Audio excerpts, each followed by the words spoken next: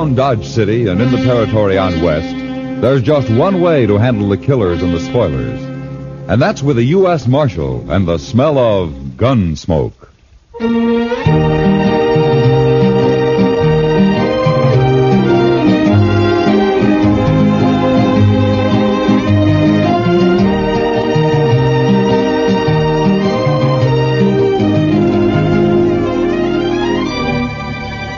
Gunsmoke, starring William Conrad. The story of the violence that moved west with young America.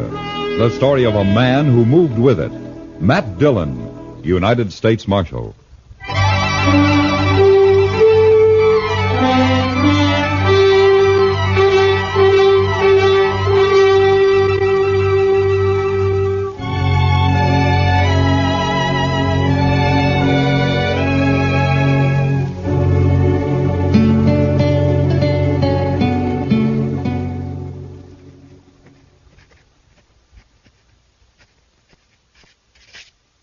There.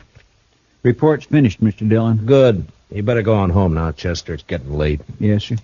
Oh, what about these new Dodgers? Oh, just leave them there. I'll look them over. What's the matter, Mr. Dillon? We got company at the back door.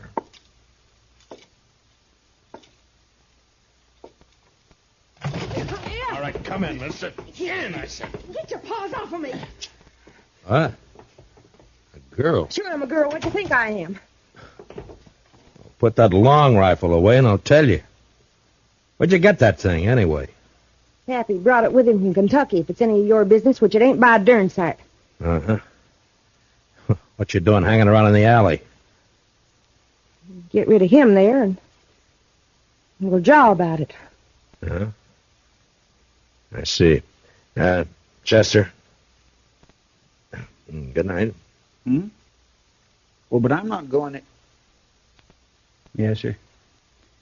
Good night, Mr. Dillon.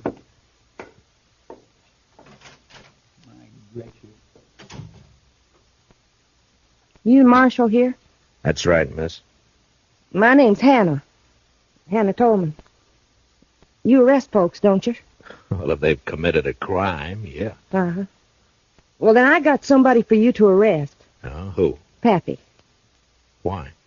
'Cause I said to, that's why. Somebody's been trying to kill him. I figure about the safest place for him is in jail. Wait a minute, slow down. Let's start at the beginning, huh?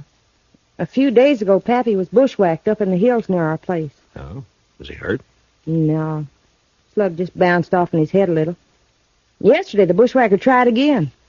He missed. Sounds like a bad shot. Sure.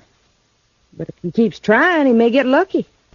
So you put Pappy in jail until I can run down this ambushing gent, okay? You plan to cross guns with him yourself? I may be a girl, but I was barking squirrels while you was still trying to dent a tin can. Well, you better let me take care of it, miss. And as for your father, I can't jail him without a charge. Sure, I know that. What kind of a charge do you want? Well, what kind do you have? Well, most any, I reckon. Ain't it enough that he's drunk all the time? Well, I can hold him overnight on that. What if he shoots up the town? That's 5 days for disturbing the peace. That'll do. Where did he do this shooting? We ain't. Yet. He's down at the Alfreganza slopping up booze with that other old buzzard Jingle Bob. Oh, the Swamper? Yeah, that's the one. You'd best be somewheres around the saloon in a few minutes. I got a feeling Pappy's about due to bust the law again.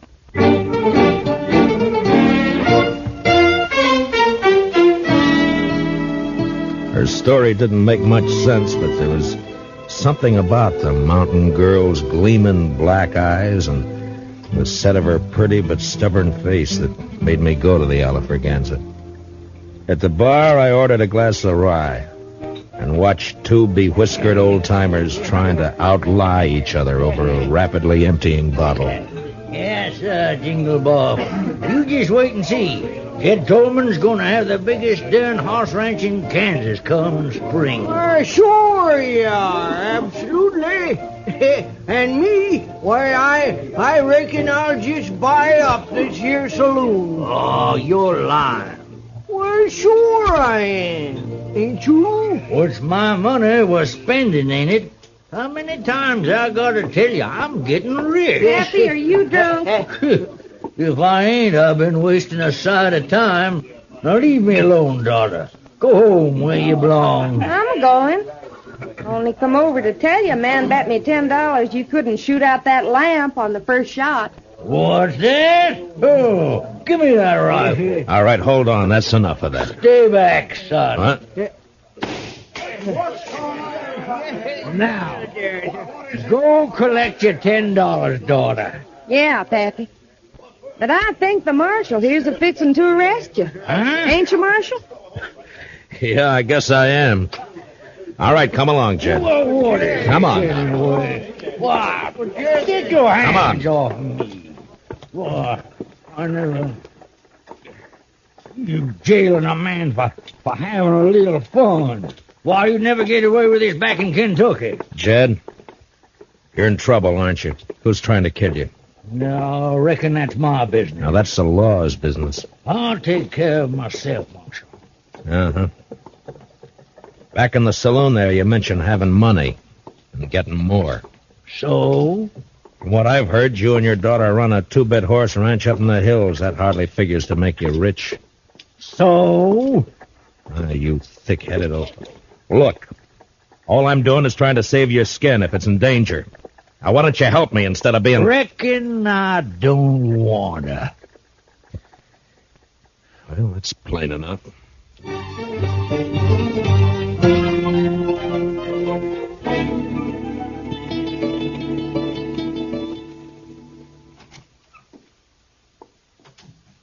Morning, Chester.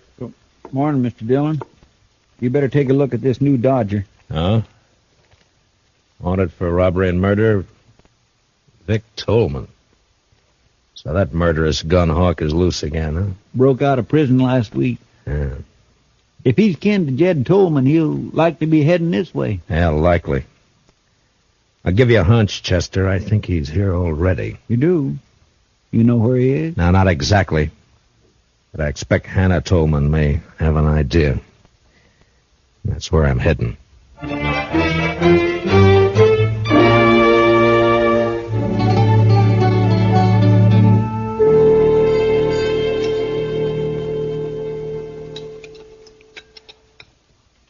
Now, that's what I like to see. A man-sized appetite.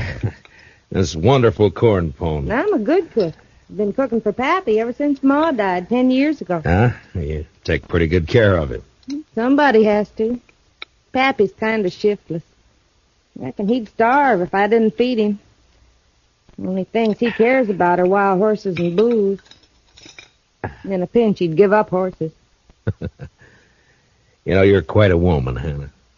You're pretty, brave, and with more courage than most men I know. Too quick, Marshal. What? You're sweetening me up for some reason. Not that I mind, you understand. I'm partial to a strapping fella like you. And Pappy's always after me to get hitched up. Says it ain't fitting for me to be 22 without a man. Oh, you're still young. Not the mountain folk. I'm an old maid. And I'm agreeable for some sweet talk. Only I don't trust yours. What are you after, Marshal? All right, Hannah. I only want the truth. About what? Where's your father getting this money he's spending? I wish I knew. Who shot at him? I don't know, but I'm aiming to find out. Where's Vic? Where's he hiding, Hannah? Who? Vic Tolman, your brother. Or maybe he's your cousin. Brother. Where? I don't know. Hannah, be sensible. Vic's a murderer. Vic's my kin. We Tolmans don't turn on each other. If you shelter him, you're guilty of... Marshal, I reckon you just wore out your welcome.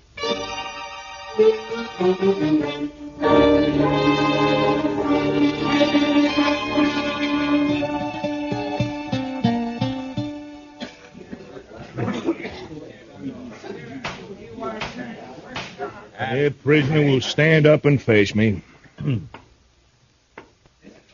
Jed Tolman, you've been found guilty of disturbing the peace. Sentence of this court is 5 days in jail or $100. 100? Well, Judge, ain't that a mite steep just for... $100 for 5 days. I ain't got that much on me. But I can get it if you let me go. Just a minute. Order in the court. Now, what's the meaning of this interruption? I want to pay this man's fine, Your Honor. That's your privilege, sir. $100. Pay the clerk. Yes, sir. Dick Curry. Somebody's been turning over rocks. Well, I don't know him, but he's sure a friend. Looks like I ain't going with you, Marshal. Yeah, looks like. But in your boots, I wouldn't be happy. Curry's one of the worst killers yet unhung. Oh, Matt, is that a way to talk about me? I'm clear with the law. Come on, Mr. Tolman. Go ahead, Jed. And say hello to Vic for me. Vic? Oh, no. Mr. Curry. Is that true? What's the difference who put up the 100? Come on. No, not if it's Vic. No, you can't make me. I said come on. Marshal, don't let him take me. Oh, shut up and come on before Curry. Stay out of this, Marshal. I don't think so. You paid his fine. You didn't buy him. He's going with me, Matt. Don't try to stop me. I can't imagine anything that'd give me more pleasure. You don't like living, do you? Very much. Now, just any time you feel like it. No. Not here, Matt. I'll pick my spot. Yeah. I'll try not to turn my back on any dark alleys. Do that. And Tolman, I'll be seeing you again.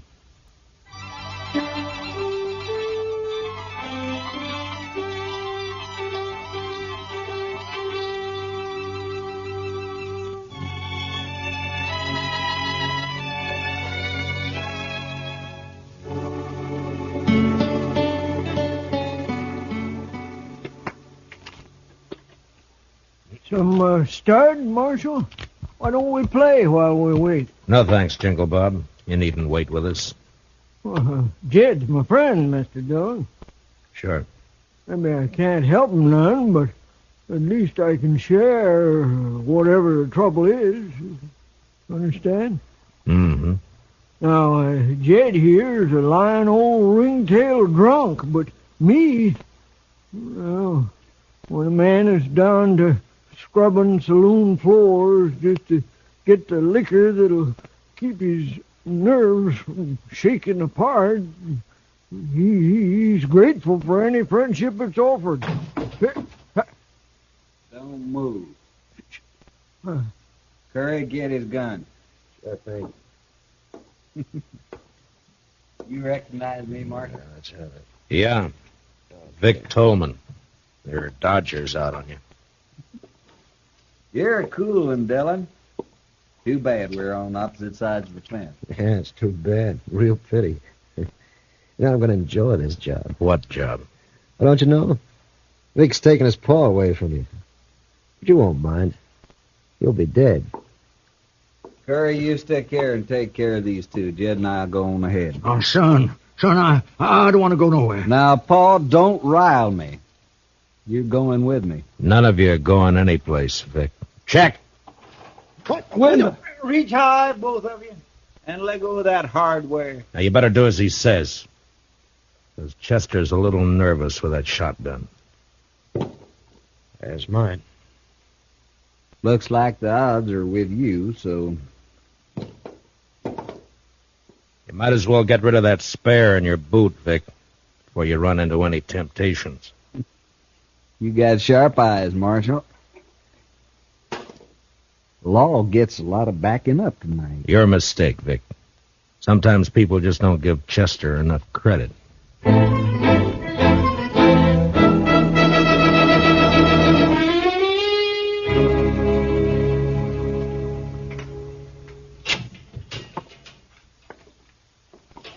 Chow time. Beefsteak, fried potatoes, stewed corn. Marshal, I must say you run a nice jail, don't he, Curry? Don't mind Curry. He's a little depressed about last night. You still run a nice jail. Something on your mind, Marshal? Mm-hmm. Yeah, a couple of things. Such as? Oh, such as your father spending money he hasn't earned, claiming to know where he can get more. Paul's sure a terrible liar. Mm-hmm. Such as him getting shot at twice and refusing to talk about it. Or help me investigate. Paul's a little bashful, too. Yeah. Such as his being afraid of you. I guess Paul's getting old, little dottery. Yeah. Then, of course, there's you. Well, now you're on my favorite subject. Go on. Well, you're a killer and a thief. But you're cool and smart. Smart enough to educate yourself. Had lots of time to read in the pen. Lots of time. You're going to have more. But not much more. But you're going to hang for those guards that you killed. Maybe. Curry, ain't you going to eat that? Mm-mm. Now, go on about me being smart. You're smart enough to know the most dangerous place for you to go after you escaped was here. Well, it looks like I ain't as smart as you think. It depends on what reason you had for risking coming here. Boy, that's sure good coffee. First jail I was ever in where the coffee was fit to drink. Oh, thank you. Okay, Marshal. Now, just what was my reason? Reason was money. Money? Cash. It's the only thing that'd give you a chance to get out of the country. You're in for robbery as well as murder. How much of the loot was recovered? You know how it is, Marshal. Easy come, easy go. I spent it as fast, well, nearly as fast as I got it. So nothing was recovered, huh? No, it was all gone. It was all hidden, you mean? Hidden until Jed found it. Paul? Sure. That's his source of money. It's also why he was afraid to go with you. Like I said, too bad we're on opposite sides. You got brains and you use them. You want to fill in the details for me? I'll tell you this. You're right about my cash and money. I'd had it and be on my way to Mexico by now if Paul hadn't switched hiding places on me. You know, it hurts. Paul's turning against me. Yeah. The Tolmans always stick together. Except when money's involved. How about you, Marshal? Money by you? Sky's the limit. I'm sorry. Well, I figured not. Well, been a nice chat. Want to take you straight. Sorry, give me a hand. All right, back up, Curry. That's it. And tell Vic when he wakes up, but take it easy. Or he won't live to be hung.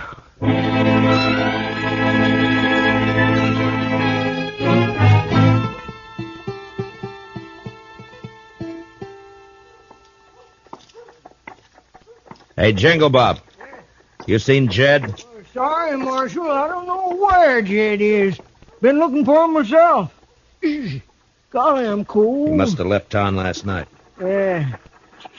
Ain't you cold? I got an old jacket you can have. I'd rather have a shot. Better steal 2 shots. You got the jumps? Always got 'em, except when I'm full of booze. Funny, you won't believe it, but there was a time when I couldn't stand the taste of hard liquor. Made me sick. No, can't live without it. Yes, you can. Well, maybe, let's say I don't want to. Let's say that... Here. Huh? Go buy yourself a drink. Hey, that's enough for a whole bottle. Well, thanks. See you later, Marshal.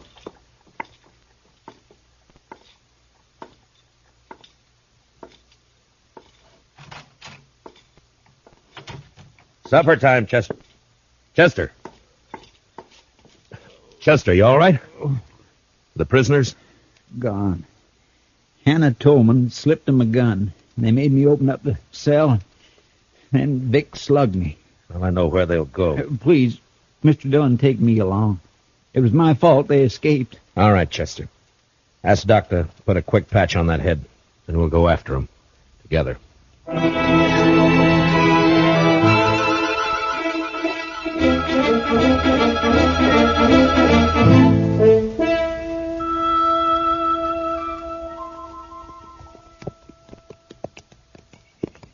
Starting to get dark. Yeah.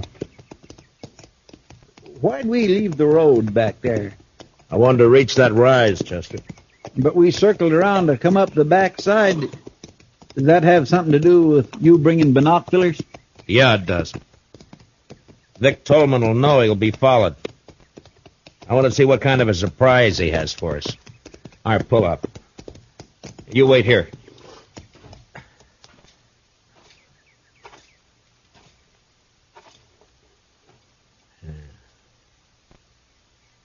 See anything? No. Not yet. Now, wait. I know now. Yeah, it's Curry, all right. He's holed up in some brush just beyond the turn in the road down there. Well, what do we do, Mr. Dillon? Take the horses and circle back the way we came.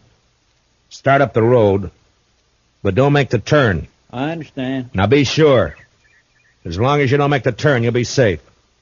But, I do want you to make some noise. Noise? Yeah, I want you to sing, whistle, throw rocks, anything. Just so long as it holds Curry's attention. It was slow work, crawling down through the brush, but finally I was only 10 feet behind Curry's position. The gunman was holding a rifle trained on the turn. And out of sight, coming up the road, I could hear Chester. Well, he wasn't good, but he was loud.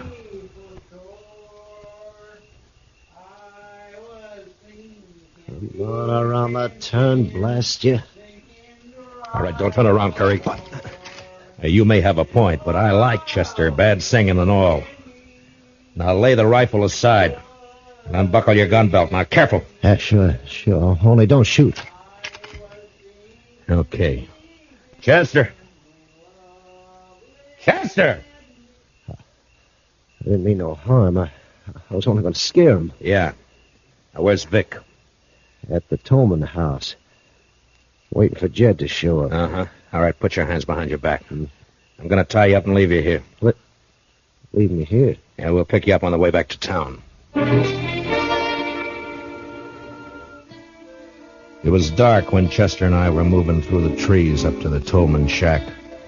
There was a light in the front, and through a window we could see the figure of Hannah Tolman moving around.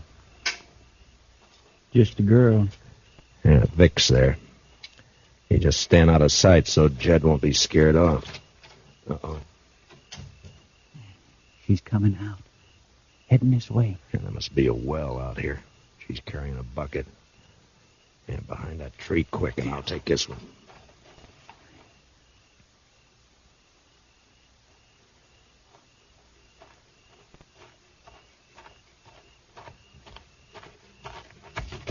What do you think you're...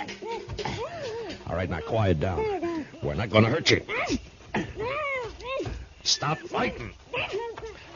Chester, grab her legs quick. Yes, sir. I was saving these handcuffs for Vic, but I guess they'll do for you.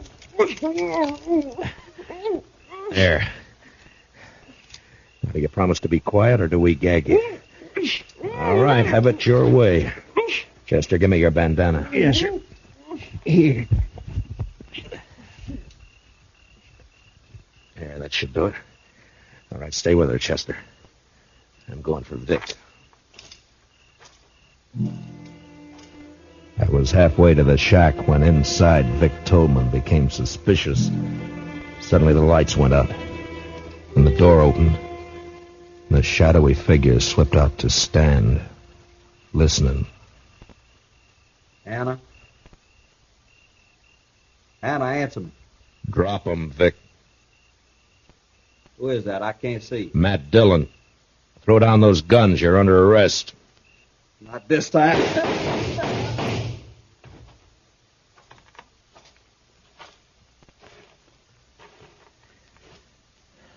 Vic? You were right. right, Marshal. I ain't gonna live to hang. Vic. Mr. Dillon, over here. Hey, yeah, what is it, Chester? Who's that, Jed? Yes, sir. I caught him sneaking towards the house. He was carrying this bag. Here, let me see. That's the money. I was taking it to Vic. Is he... Yeah. You're too late, Jed. Oh, no. To give him his money. If only he hadn't taken them shots at me. He didn't. Until he found out where the money was hidden, he was the last person in the world to want you dead. But, I don't understand. He must be... No. Only the person who knew where you had the money would have shot at you. Nobody knew that. How could they? You talk a lot when you get drunk, Jed. You only get drunk with one person. Huh? You mean Jingle Bob? Yeah. Yeah. I remember. I was bragging. Told him all about finding it and switching hiding places. Why, that low-down snake. And him pretending to be my friend. Come on, Jed. I'll help you bury Vic. Then we'll get back to Dodge. We Tolmans sure have had a bad week.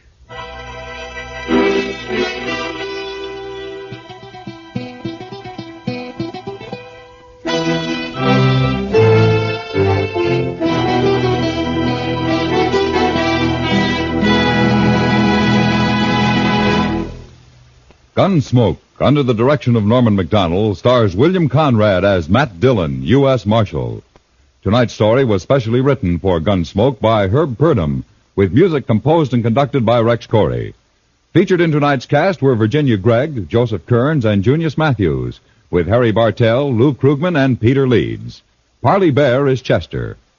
Join us again next week as Matt Dillon, U.S. Marshal, fights to bring law and order out of the wild violence of the West in Gunsmoke.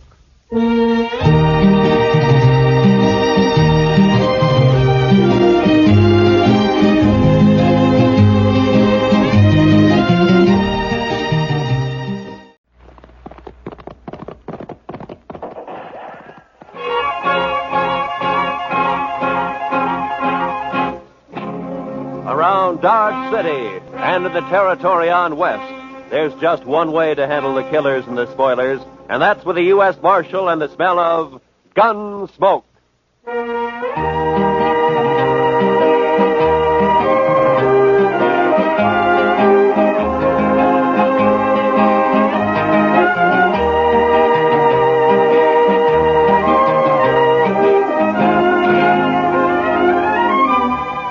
Gunsmoke, starring William Conrad. The story of the violence that moved west with young America. The story of a man who moved with it. Matt Dillon, United States Marshal.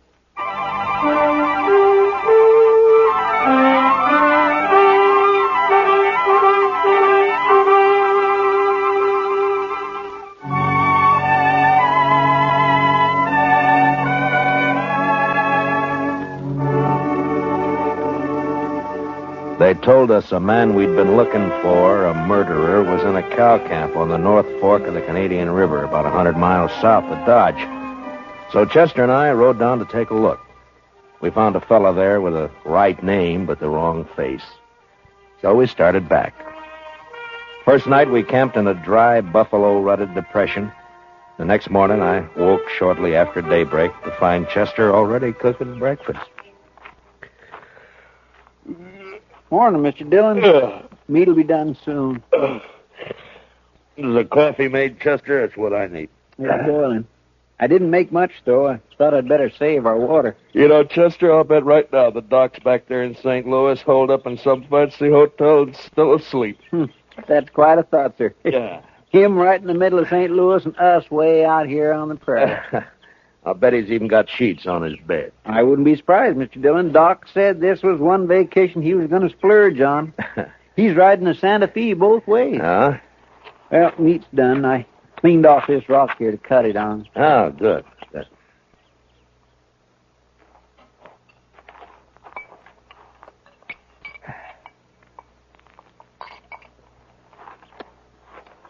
Well, you got it warm anyway, Chester. Well, now, meat shouldn't be overcooked, Mr. Dillon. That takes the taste clean out of it. Now, then we ought to be able to taste everything about this steer. Eggman's disappointment. How's that, Mr. Dillon? Never mind, Chester. How come you woke up so early this morning? Oh, I always do. Seems as soon as it gets daylight, my feet start to sweat, and then I just got to get up. Well, that's as good a reason as any, I guess. Wow. Looks like we got company, Chester. What? Oh, Where? right out there, heading straight for us. Oh, yeah. Some cowboy, probably. I don't know. He doesn't ride quite like a cowboy. Well, it's just a kid, Mr. Dillon. Yeah, it sure is. Sure needs a haircut. What? Say, Mr. Dillon, it's a girl. What could she be doing out here? I'm carrying a rifle, too. Well, get on, miss, and have some coffee. Who are you, mister? Hi, this is Chester Proudfoot, and I'm Matt Dillon. How do you do? You rustlers or what? Not exactly. I'm the U.S. Marshal out of Dodge, man. U.S. Marshal? Oh, that's good. It is? Why? I need help, Mr. Marshal. My daddy's awful sick. Sick? Well, where is your daddy? We got a homestead about a mile over that rise back there. Oh, what's he sick with? It's his leg, Mr. Marshal. A horse threw him and his saddle both in the corral, and then it stepped on his foot. Now his whole leg's all funny. He's got a fever, too. Mr. Dillon, that sounds like it. Yeah, I know, Chester. Tell me, miss, when the horse stepped on him, did it cut his foot, break the skin anywhere? Just a scratch. Tore his boot off, though. Oh. Please, Mr. Marshal, please come see him. I'm scared, the way his leg is and everything. Well, sure we'll come. Your mother with him now? I don't have a mother, Mr. Marshal. Oh. Well, then what are you doing out here if your daddy's sick? We ran out of meat about 3 days ago, and I don't have anything to feed him. Oh. All right. Chester, I'll ride back with him. What is your name, anyway? Tara Hantry. Oh. I'll be 16 next January. Well, that's fine. We'll go back to the Hantry place, Chester. You scout around for some meat. All right, sir. And if you don't find any antelope, shoot the first calf you see. Anybody's calf. I'll do it, Mr. Dillon.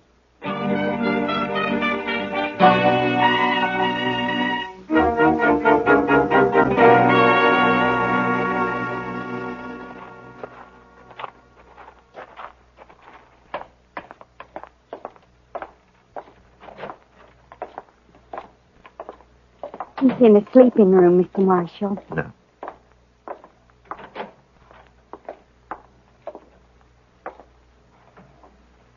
Daddy. Daddy, I found a man, and he's going to help us. And, Daddy, he's a marshal, a U.S. Marshal. Matt Dillon, Mr. Hantry. How are you feeling? Dillon? I've heard of you. You're from Dodge, aren't you? That's right. Well, Marshal, I ain't feeling so good. My foot don't hurt no more, but my leg is all sort of, well, it ain't pretty. I don't know much about these things, but maybe I better take a look at it anyway, huh? Sure, Marshal. There she is. All right, you can cover it up. I was in the war, Marshal. I know what gangrene is. Guess you do, too, huh? Yeah. Well, the first thing, a friend of mine is out getting you some meat, and then we'll load you in your wagon. And Ben took the wagon. What? Ben Warling. He took the wagon when Daddy got hurt. Said he'd find a doctor and bring him back. Who's Ben Walling? Oh, he's been sort of working here, Mr. Marshal. I should have run him off long ago. That's what. Well, where is he? What'd he take the wagon for? Where's he going to find a doctor around here anyway? Closest doctor's in Dodge I know of. Yeah, and he's in St. Louis, and he won't be back for a couple of weeks. I couldn't get to him anyway. Well, tell me, when did this happen? About 6 days ago, Mr. Marshal. Uh-huh. Ben left the day after. Well, you think he's coming back? Did he steal the wagon or what? He comes back here and me not able to get around. I don't know what I'll do. I ought to take a bullwhip to now, him. Take it easy, Mr. Hand. Take it. He won't cause any trouble, so don't you get all worked up. Tara, we'll let him get some rest, huh? All right. We'll have some food for you soon, Mr. Hantry. I ain't very hungry. Tara, what's he so riled up about this Ben Walling for? What's between them? Oh, it's nothing, Mr. Marshal. Daddy's sick and... that's all. Look, Tara, you asked me to help you, didn't you? Yes, but... You trust me, don't you? All right, Mr. Marshal. Daddy hates Ben because Ben... well, Ben likes me. Oh, I see. He even wanted to marry me. Said he would. How do you feel about Ben, Tara? You like him? No. Of course, it's time I had a man and all that, but I'm afraid of Ben, Mr. Marshal. It's like there's something wrong with him. He's always sneaking around when you don't expect him. Makes me uneasy, like. Well, we won't worry about Ben now. You stay here in case your daddy wants anything. I'll go outside and wait for Chester. Mr. Marshal, I'm awful glad you're here. We'll see it through, Tara. Don't you worry. I won't. Now.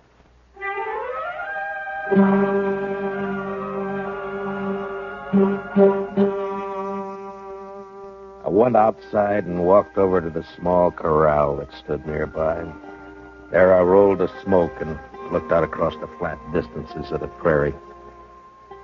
And I wondered how anyone could survive in all that emptiness. Hantry lying on his bed back there in the house. He wouldn't survive. The prairie got to him all right. And its vast loneliness had put him out of reach of any help. And Tara, what could she do out here in this endless land of grass? I was glad to get my mind off it when Chester rode in with an antelope across his saddle. We hung it on the corral, dressed it, took a hind quarter into Tara, and we went back outside and sat down. Yes, sir. She's a plucky girl, Mr. Dillon. Yeah, fine girl, Chester. Yeah, but this Ben fella, I just don't understand his going off with the wagon like that. Well, it doesn't matter much now. Hantry won't last more than a day or two, anyway. It's that bad, is it? Yeah, blood poisoning, Chester. As soon as it reaches his heart, he's done for. Well, isn't there any way to stop it? Yeah, sure. Cut his leg off. Oh. Too bad Doc isn't here. Yeah. Would that stop it, Mr. Dillon? Cutting his leg off, I mean? I don't know, Chester. I don't know. Maybe too late anyway. Well, I sure wish we could do something for him. I don't take to just sitting around and waiting for a man to die. Well, nobody does. It isn't right, somehow. That poor fella and Tara. Why, Mr. Dillon, that girl will go crazy out here all alone. All right, Chester. What do you want me to do about it? I'm not a doctor. Now, shut up. Well,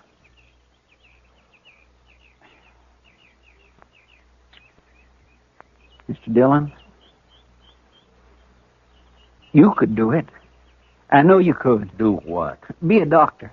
Long enough to save Mr. Hantry's life. Are you anyway. out of your head? No, sir. Then what are you talking like that for? The most I ever did was doctor a horse for the colic. That's fine training for this, isn't it? I know. I couldn't do it. I just plain don't have the spirit. But you do. Oh, why didn't I leave you back in Dodge? It wouldn't have mattered anyway, Mr. Dillon, because you would never just stand by and let a man die. Let's go talk to him, Chester. Yes, sir, Mr. Dillon.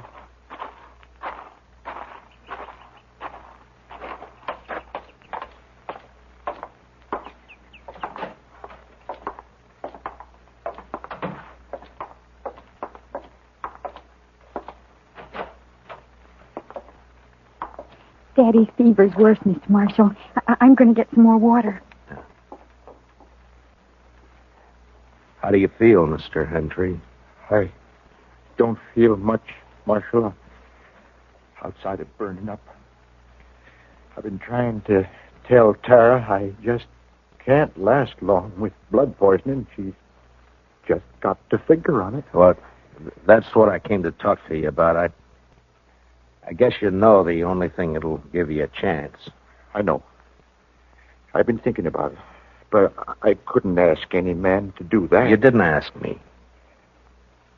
Well, it's up to you, Mr. Hantry. I'll try it if you're willing. Only thing is, I won't know much about what I'm doing. I seen it done in the Union Army, Marshal. I could tell you some things. All right. The only thing is, Marshal, I don't know I'd be much use around here with one leg. Well, you'll have to decide that for yourself. I know. You could move to town, Mr. Hantry, you and Tara. That's it, Tara. If it was just me, I wouldn't do it, but I can't leave Tara alone. Now, if I can help it, I can't. All right, Marshal. Let's do it. You're a brave man. No, Marshal. I just don't have any choice. Come on. Let's get it over with. You got any liquor in the house? There's a jug of corn out in the kitchen. Get it, Chester. You can start drinking it while we're getting everything else ready. Tell Tara to start boiling a lot of water. Yeah. I'll talk to her in a few minutes. I'll be right back. Now, I want you to tell me everything that you know about this, Mr. Hantry. First, I'll tell you what you'll need. Mm-hmm. There's a straight iron out by the corral somewhere. Yeah. You can heat it in the main room fireplace. Right. What else? Tara will find some cloth for bandages. The rest of the stuff you can get in the kitchen. Uh-huh. The only thing worrying me is what'll we use to tie off the arteries with? Plain thread won't hold. Maybe some thin strips of rawhide. No, they'd soak through. You got to have something. I know. At least I think it'll work. What about horsehair? Oh, that's it, Marshal. Pull it off the tail. It'll work fine. Here's the jug, Mr. Hantry, and I brought you a cup, too. Pour me some. I want to get good and drunk. Here you are, Mr. Hantry. Thanks.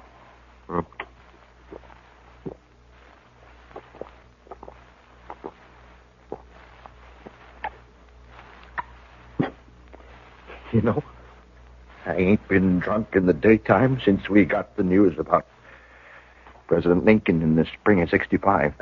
You better have your talk with Tara before that takes hold. Ask her to come in, will you? Come on, Chester. We got work to do. Yes, sir. Good luck, Mr. Hantry. Thanks. Well, Marshal? Yeah? Marshal? I'll try to make it easy for you. Yeah, sure.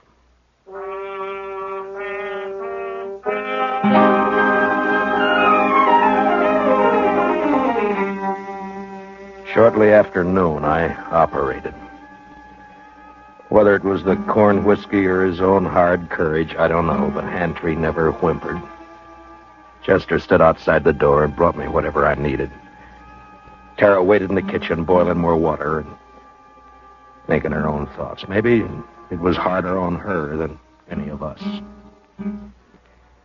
Toward the end, Hantry mercifully passed out. When I'd finally finished bandaging him, I was kind of faint myself. I'd done everything I could. I just hoped I'd done it right. How is he, Mr. Dillon? You'll have to clean up in there, Chester. I've got to get outside for some air. Yes, sir, I'll do it. And put that fire out. It's hot enough around here. I don't know how you did it, Mr. Dillon. Tara? Tara, will you come on outside for a while?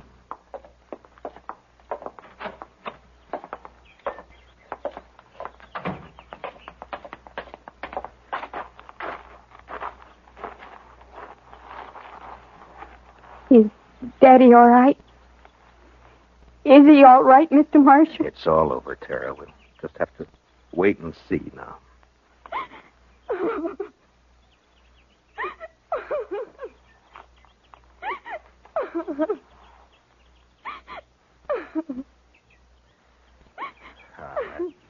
There now, Tara. He's all right. I'm sorry, but it took so long. I thought you'd never finish. He didn't feel much, Tara. The corn liquor worked fine.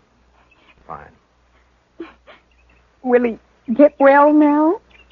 Well, I hope so, Tara. I hope so. Mr. Marshal, are you going to wait and see? Oh, now, Tara, you don't have to worry about that, Chester, and I'll be here as long as you need us. I just wanted to be sure. Can I go see Daddy now? Well, as soon as Chester comes out, Tara, then you can. All right. I'll wait, Mr. Marshal.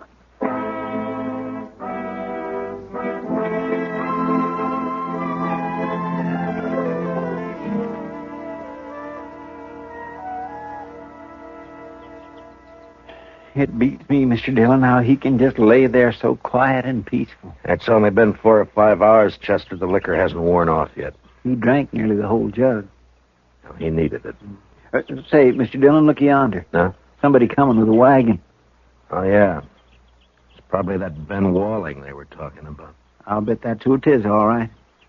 Wonder what he'll have to say for himself. Oh, you'll think of something, Chester. His kind always do. You recognize him? No, sir. Do you? Oh, I never saw him before.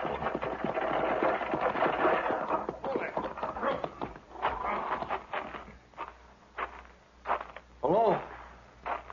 What are you doing here? You Ben Walling? How'd you know? The hand trees, they've been wondering about you. Oh, yeah, sure. How is old hand tree, anyway? He's all right. He is, huh? You've been gone a long time, Ben. Where were you? I don't know you, mister, but you sure ask a lot of questions. You can answer them one at a time. Now, where were you? Who are you anyway, mister? I'm a U.S. Marshal. Ain't no U.S. Marshals around here. There is now. Generally, I'm in Dodge. Your name Dillon? It is. What are you doing here, Marshal? Tara ran into us, asked us to help.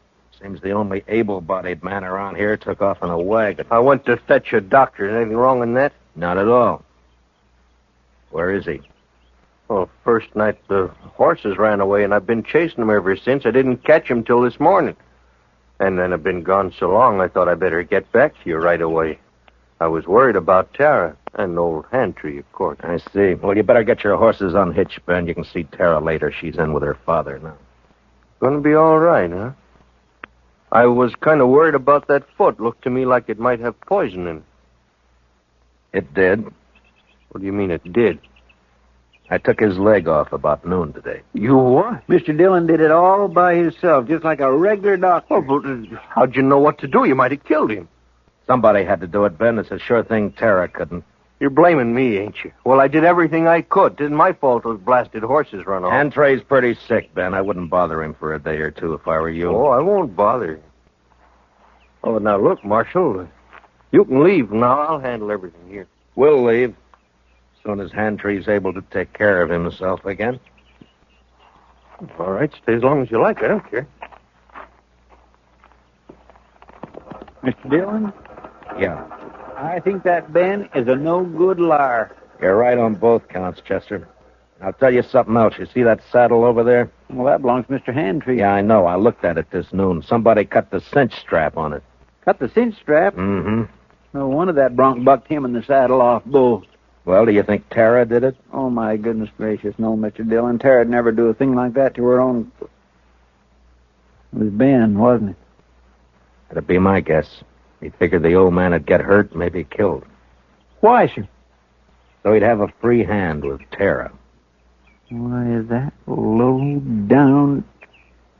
Mr. Dillon, let me arrest him. Not yet, Chester. There's plenty of time. All right, sir. I'll wait.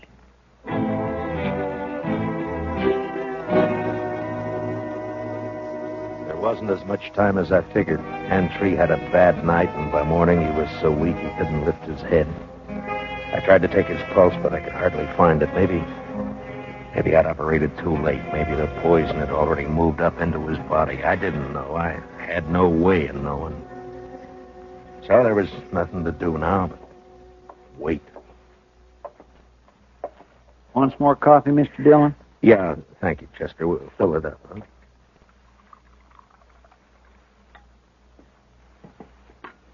Tara won't eat anything at all, sir. She just sat there by his bed, hasn't slept a wink I know of. Well, it's her father, Chester. He's all she's got. I never thought much about it before, Mr. Dillon, but seeing Tara, I kind of wish I had a daughter. You'd have to change your profession if you were going to take care of a daughter, Chester. Why, I don't have any profession, Mr. Dillon. Oh, Mr. Marshall. Yeah, what is it, Tara? Please come. Daddy wants you. I think he's... You better come too, Chester. Yes, sir.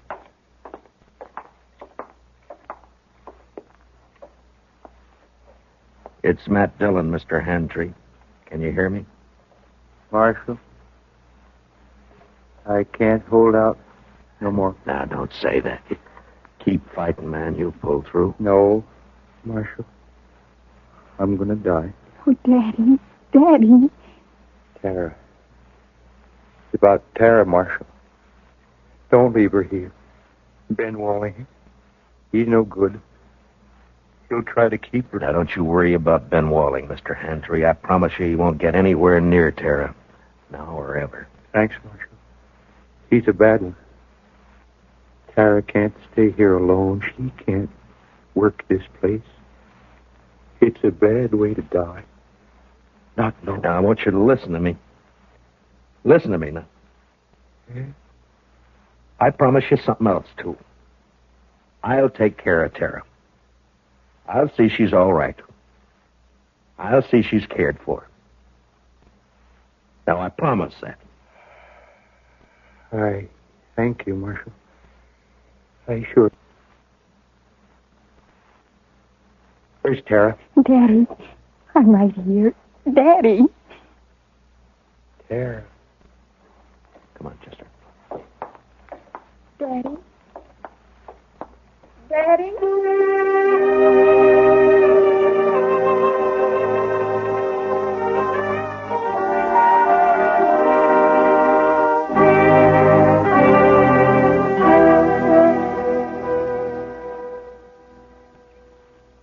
I don't know, Mr. Dillon. I don't think they'd have made out on this place anyway. Why not, Chester? Well, there just isn't enough water. That one little old spring is all I've got. Well, if they had a lake, it'd still be too much for Tara. What are we going to do with her, Mr. Dillon? I don't know, Chester. We'll have to think of something. My, I wish she'd come out of that house. I don't like it, her in there breaking her heart. Give her a little time, Chester. She'll be all right. Don't you move a finger, either one of you. Well, Well, you're mighty careless with that rifle, Ben. Don't get smart with me, Marshal. I know what I'm doing. And what would that be? I heard you in there. Heard you promise to take Tara away. I was right by the window. I heard it all. You got a curious way of courting a girl, Ben, trying to kill her father. Yeah, and I saw you yesterday looking at that saddle, but I didn't kill him, Marshal. You did. That's a lie, Ben Walling, and Will you you know shut it. up? I won't shut up. If we'd have just got here sooner, Mr. Dillon would have saved him, that's all. It's too bad you got here at all. Because you're going to die for it. Both of you. Put the gun down, Ben. You're under arrest for attempted murder. You stay right where you are, Marshal. You know, I have an idea you've smelled powder before, Ben, and that you're afraid of it. Marshal? I have an idea that's why you tried to get Handtree like you did instead of facing it. And right now you wish you didn't have that rifle at all, don't you, Ben? Because I might have to shoot you for it, huh? No, don't, Marshal. Give me that. You all right, Mr. Dillon? He didn't even try, Chester. Rifle went off when I knocked it aside. That's all. He was scared to death. Well, I didn't feel exactly comfortable. Oh, tie him up and keep an eye on him. I'll go see Tara. Yes, sir, Mr. Dillon.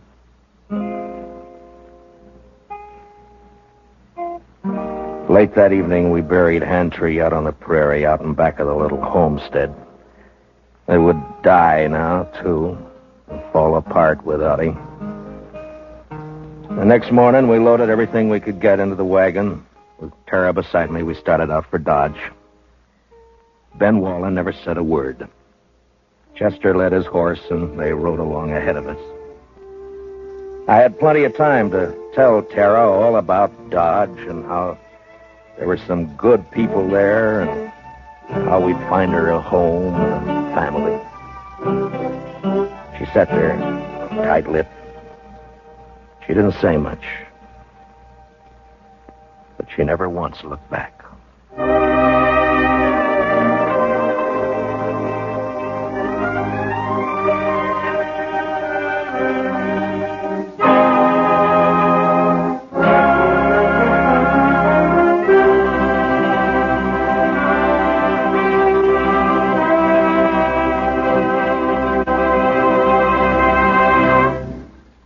Gunsmoke, transcribed under the direction of Norman MacDonald, stars William Conrad as Matt Dillon, U.S. Marshal.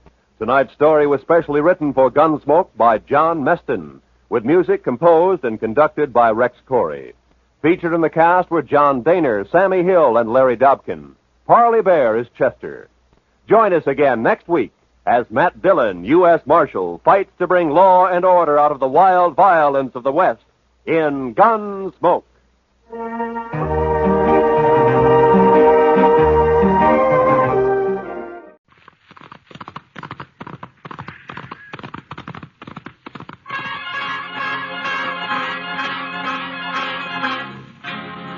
Around Dodge City and in the territory on west, there's just one way to handle the killers and the spoilers. And that's with a U.S. Marshal and the smell of gun smoke.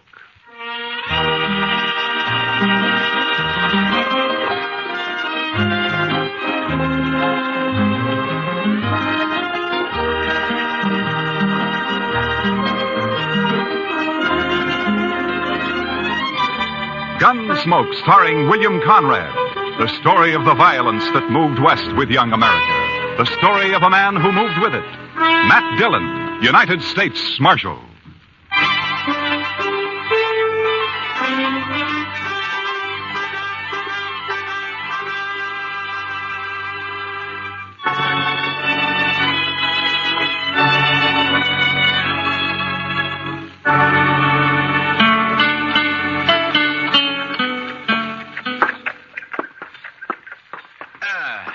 You know, Chester, a morning like this makes a man glad to be alive. Oh, it's a fine one, all right, Mr. Dillon. Yeah. A little nippy, maybe, but just fine. Indian summer hanging on and winter holding off. You know, Chester, this time of year, I wouldn't trade western Kansas for everything east of the Mississippi. Ah, good. Pedro's got a fire going. I built the fire, Marshal Dillon. Oh, good morning, Caleb. I've been waiting in his jail office for a full 2 hours. What time do you start work, Marshal? You know Caleb Andrews, don't you, Chester? Oh, yes, indeed. How are you, Mr. Andrews? Marshal, I have an order here from the U.S. District Court. I believe it's your job to serve such orders. Yeah, it is. I don't get them often, though. Order of foreclosure and eviction on Ed Blake. Why are you doing this to Ed, Caleb? The man borrowed money from me.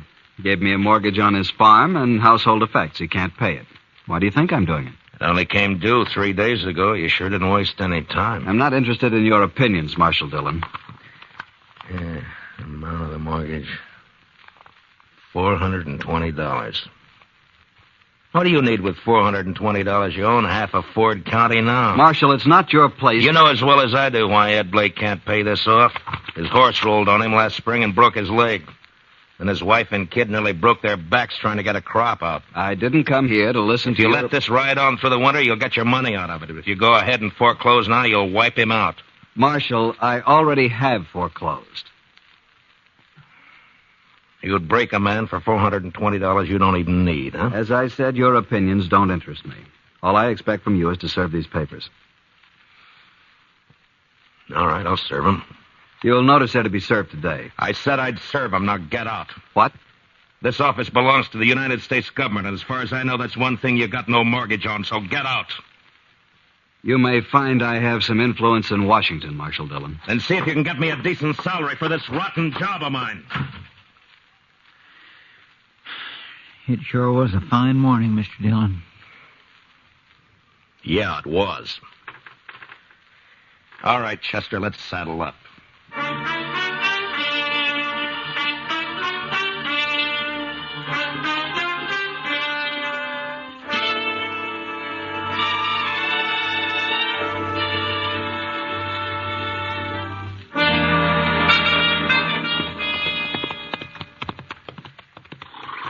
This is one job I surely wish we didn't have to do, Mr. Dillon.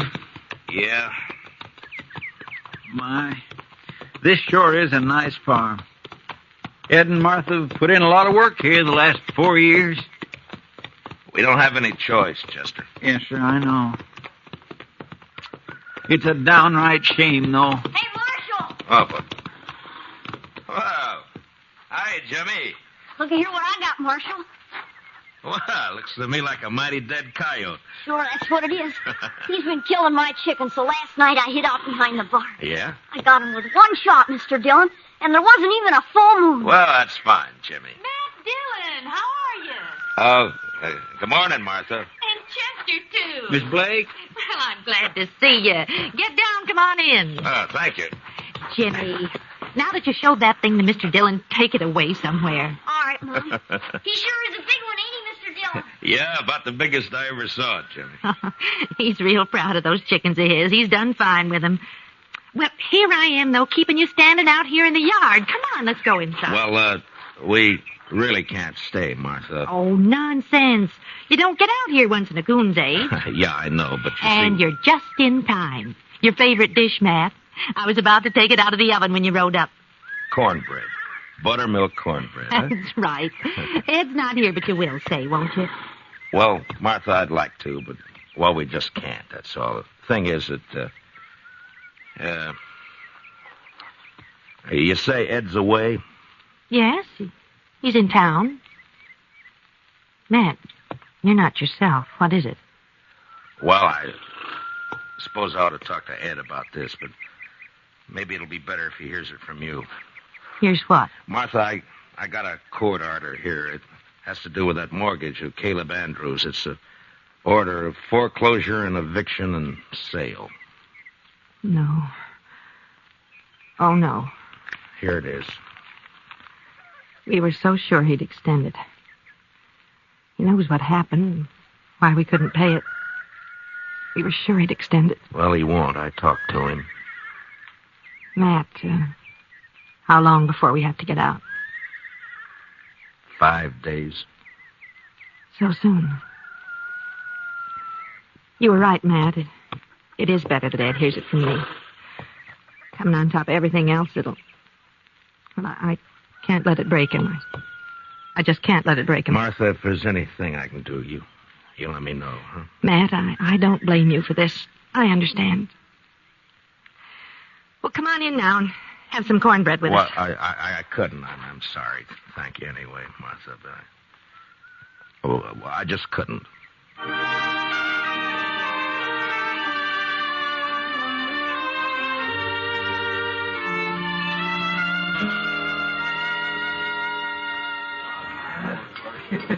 Matt, you've looked low all week. It's just things in general, Kitty. Sometimes you get to wondering if it's all worth it or not.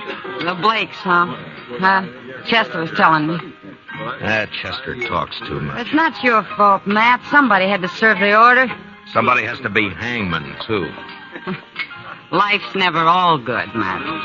There's always a little bad in it. Well, in my job, it's more than a little. Try making your living sometime as a dance hall girl. Yeah, I guess. But when you gotta go out and boot somebody like the Blakes off their land and out of their home, then you start wondering what's right and what's wrong, so... Well, if you find out, Matt, let me know. I've always... Oh, there you are, Marshal. I stopped by the jail. Well, all right, Caleb. What's on your mind? That Blake family, Marshal, they were supposed to vacate today. Well, they haven't done it. I rode by there a little while ago. According to the court order, they got until sundown. But they haven't made the slightest preparation Marshal, I believe I'd prefer to discuss our business elsewhere than in the presence of this... Easy, Caleb. Matt, I'll go. Caleb, you're going to apologize to Miss Kitty right now. No. Apologize? If you think I'm going to apologize to this cheap little baggage who's in it... Matt, you shouldn't have done that. Finnegan, take him outside and throw some water on him. Yes, Marshal. Why not, Kitty? He had it coming to him. He'll do everything he can to hurt you now. He'll take it out on the Blakes, too. Yeah, maybe. Look, Kitty, I just got an idea. I'll see you later. All right, Matt. But,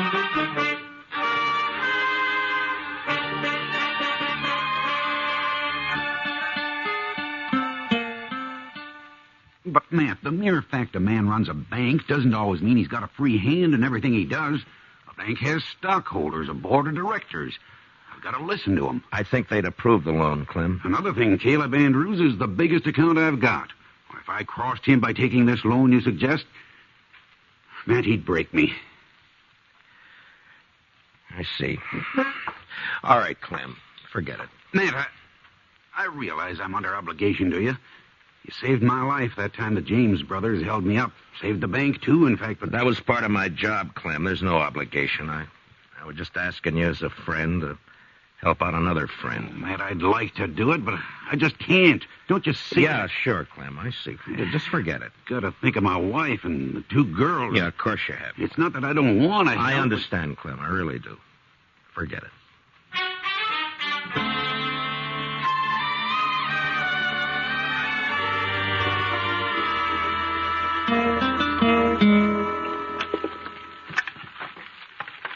There. That ought to hold it a while. That fire feels kind of good, Mr. Dillon. It's getting chillish out tonight. Yeah, I guess we better have Pedro lay in some more wood. Yes, sir. When winter sets in, it always makes you feel good to know you got a warm place to hole up. Be mighty rough not to have a... Yeah, I was thinking of the same thing, Chester. You suppose they vacated this afternoon? I don't know. We'll ride out there in the morning and find out. Sure is a shame. It's just too bad that... Come in.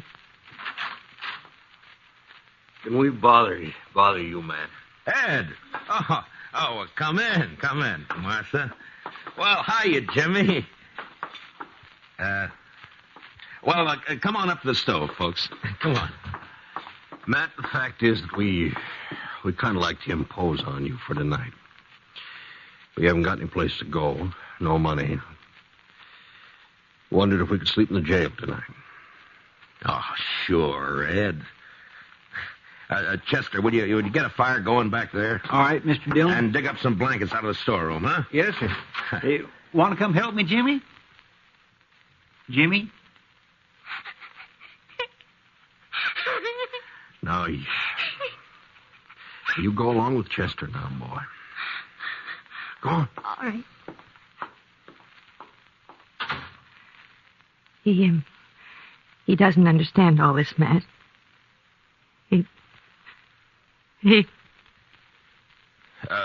Ed, we may as well get your stuff out of the wagon, I guess. Well, there ain't any wagon, Matt. We walked into town. 6 miles? With that leg? I know, but that wagon, the horses, all the household goods, they're all covered by that mortgage. We didn't take anything. Except the clothes on our backs. Oh, so help me, Ed. So help me if I could... It's all right, Matt. We know how you feel. But after all, we started with nothing before. We can do it again. But there's no reason you should have to. We do have to, though. And that's that. Ed and I can accept it. We're not bitter any longer. Jimmy can't understand. He's been carrying on pretty bad, but he's just a boy. And in time, he'll be able to... Dillon? Yeah, what is it, Chester? It's Jimmy. He grabbed a rifle from off the rack and took out the back way. I couldn't stop him. Huh? Where on earth's he going? I think I know where he's going. And heaven help Caleb Andrews if we don't catch him.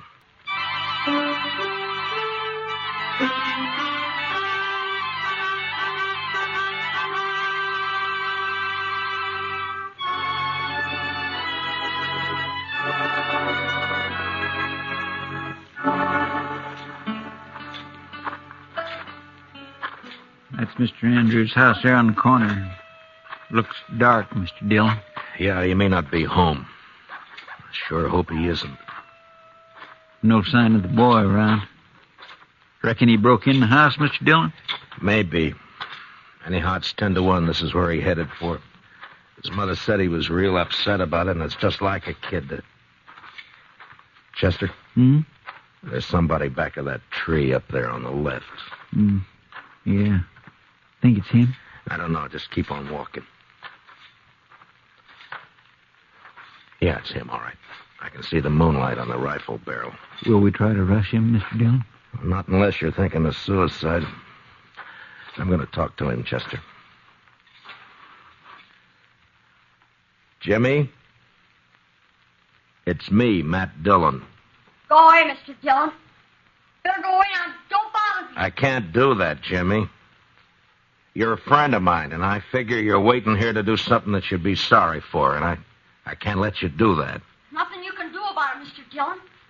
I got a gun here, and I'm going to kill him. You go away now and leave me alone. Jimmy, I know how you feel. I don't like Caleb either, but killing him's no answer. You folks feel bad enough already. Think how it would hurt him if you did. Stop, Mr. Dillon. I'll stay where you are. Don't come any closer. I have to, Jimmy. It's my job.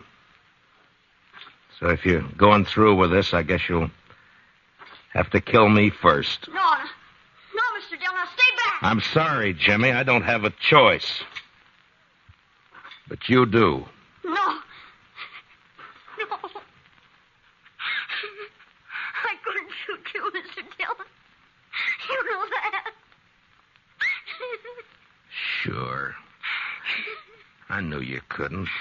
I kept waking up nights and hear Mom crying. Dad would sit up all night without the lamp lit, no fire, not saying anything, just sitting. Easy now, Jimmy. Why is he doing it to us, Mr. Dillon? Jimmy, listen to me. Will you do something for a friend? Yeah. If you say so. All right. Then take that rifle back to the jail and put it in the rack. And go to bed. Now, you promise? Yeah. I promise, Mr. Dillon. I'm sorry, and I'll do like you say. You're all right, Jimmy. Good night, son.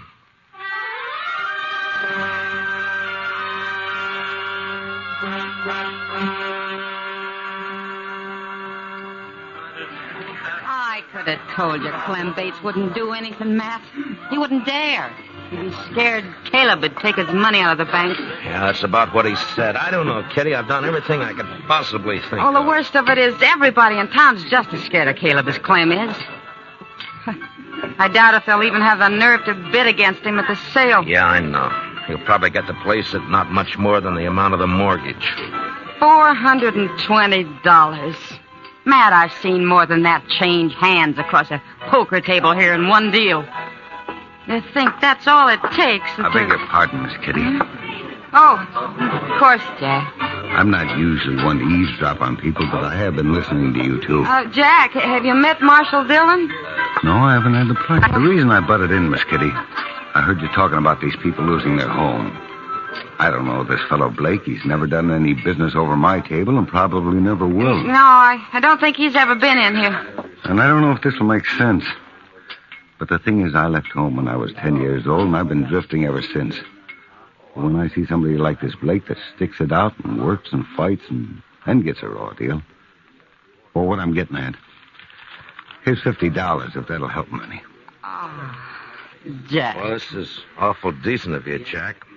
Matt, I said a while ago that nearly everyone in town was afraid of Caleb. Yeah? Well, there's some who aren't.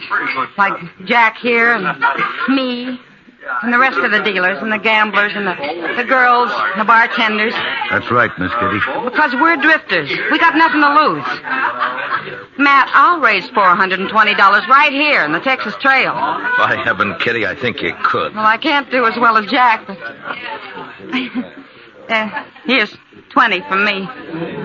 Boys! Everybody! Now listen to me for a minute. I got something to say.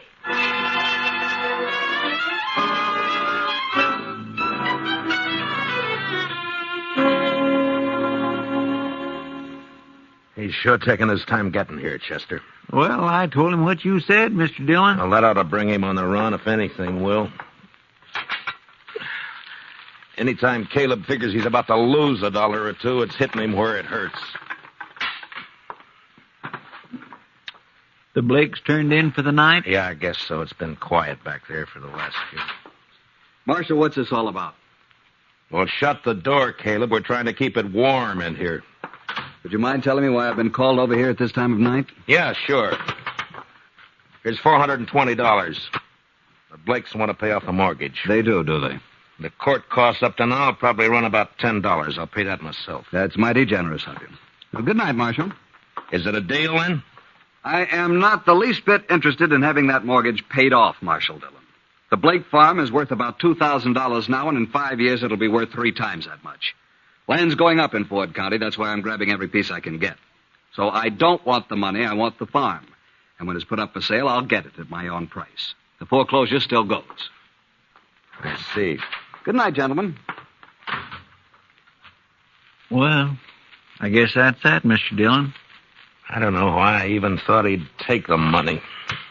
The Blakes won't get a cent out of the sale. He'll scare everybody off and bid it in a few dollars over the amount of the mortgage, and nobody in town will even try to... Try to what, Mr. Dillon? Chester, I'm going over and wake up Clem Bates. I got an idea, and if it works, we'll hold that sale at noon tomorrow. That's pretty short notice to find an auctioneer. I don't need an auctioneer, Chester. This one I'm going to run myself.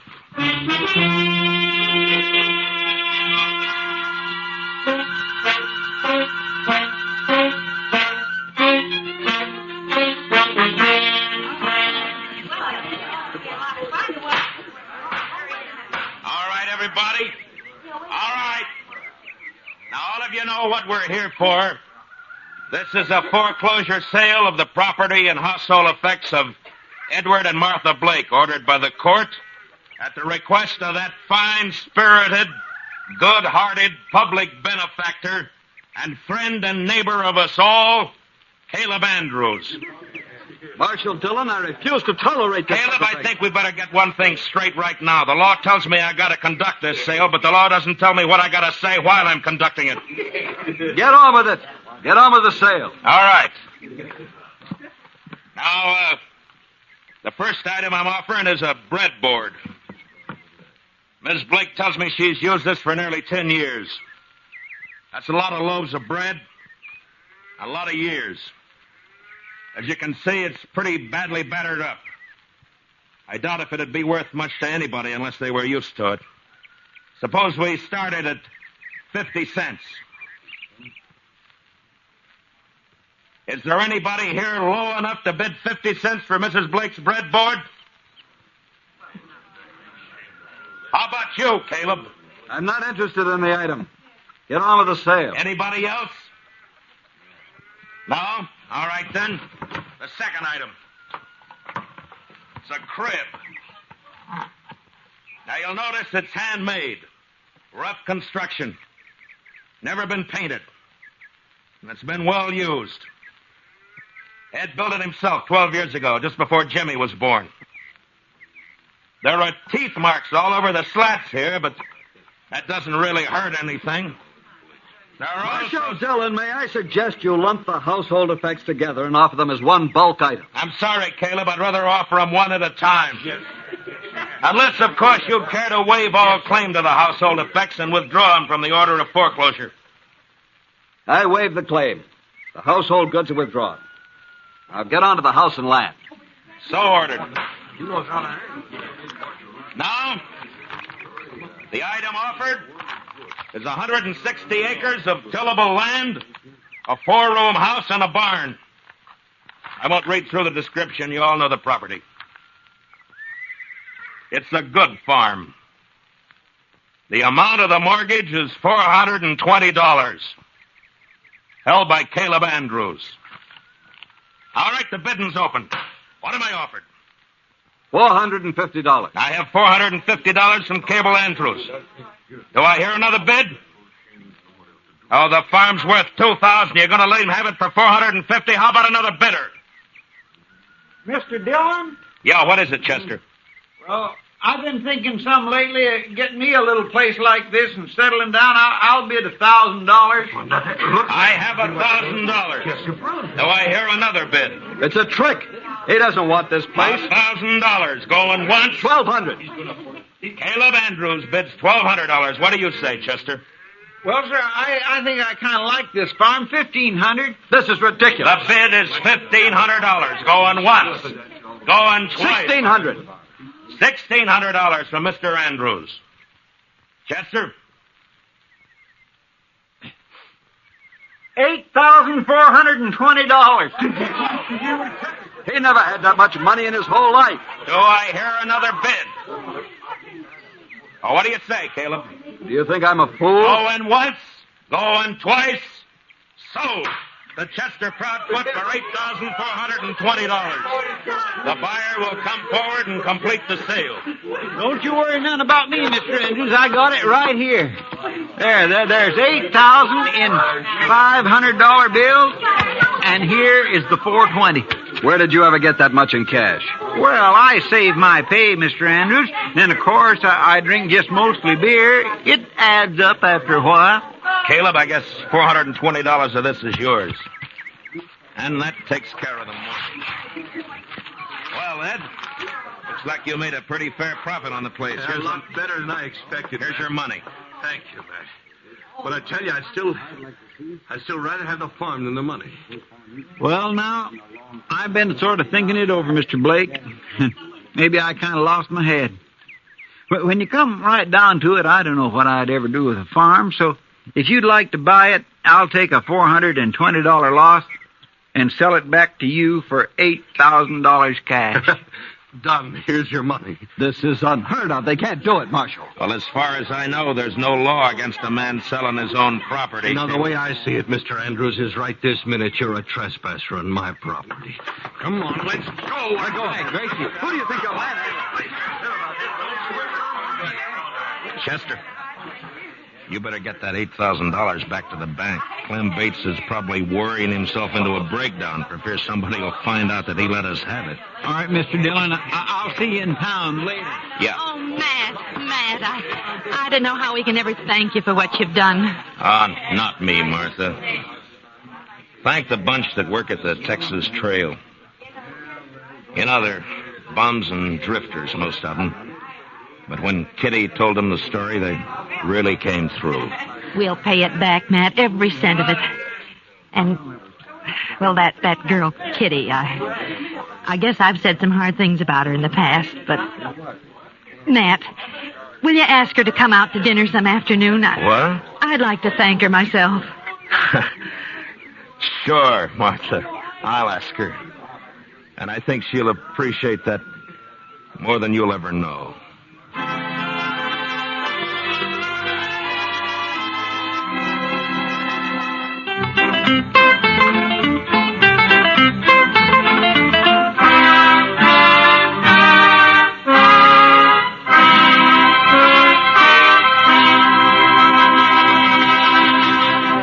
Gunsmoke, under the direction of Norman MacDonald, stars William Conrad as Matt Dillon, U.S. Marshal. Tonight's story was specially written for Gunsmoke by Les Crutchfield, with music composed and conducted by Rex Corey.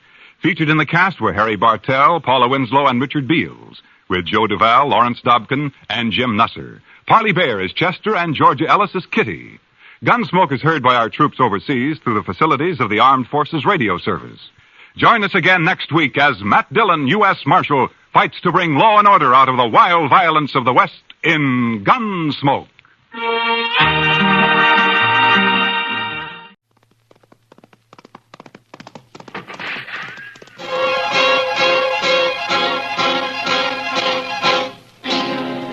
Around Dodge City and in the territory on West, there's just one way to handle the killers and the spoilers, and that's with a U.S. Marshal and the smell of gun smoke.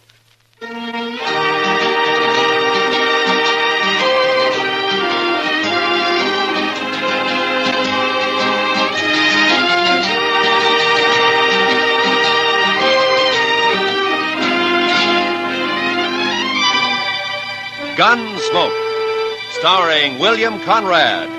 The story of the violence that moved west with young America. The story of a man who moved with it. Matt Dillon, United States Marshal.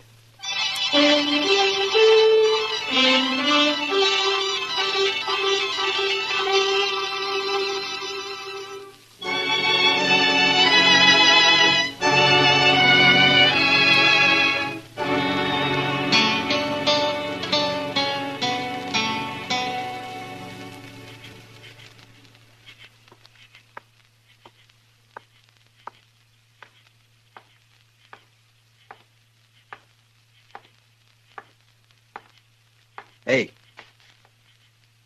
Over here.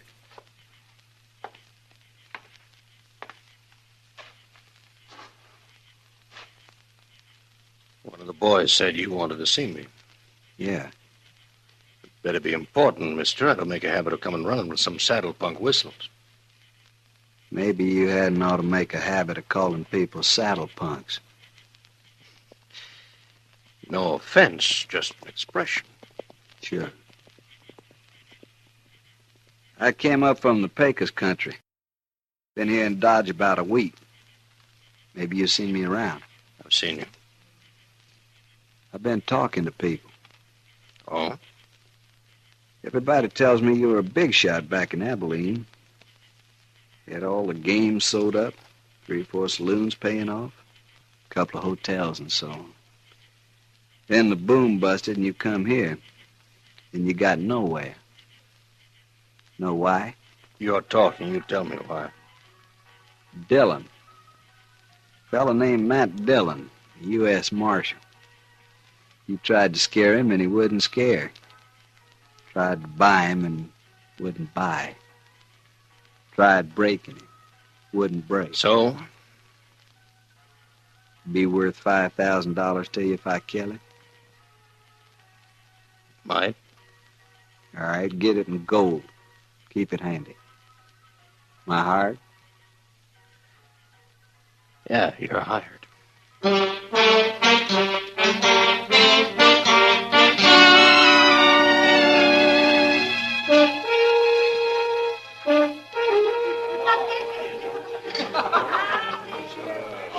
Chester, I know you've been sick and you still got a cold, but is there anything else wrong? What do you mean, Mr. Dillon? Well, you haven't said 3 words in the last 20 minutes. That's not like you.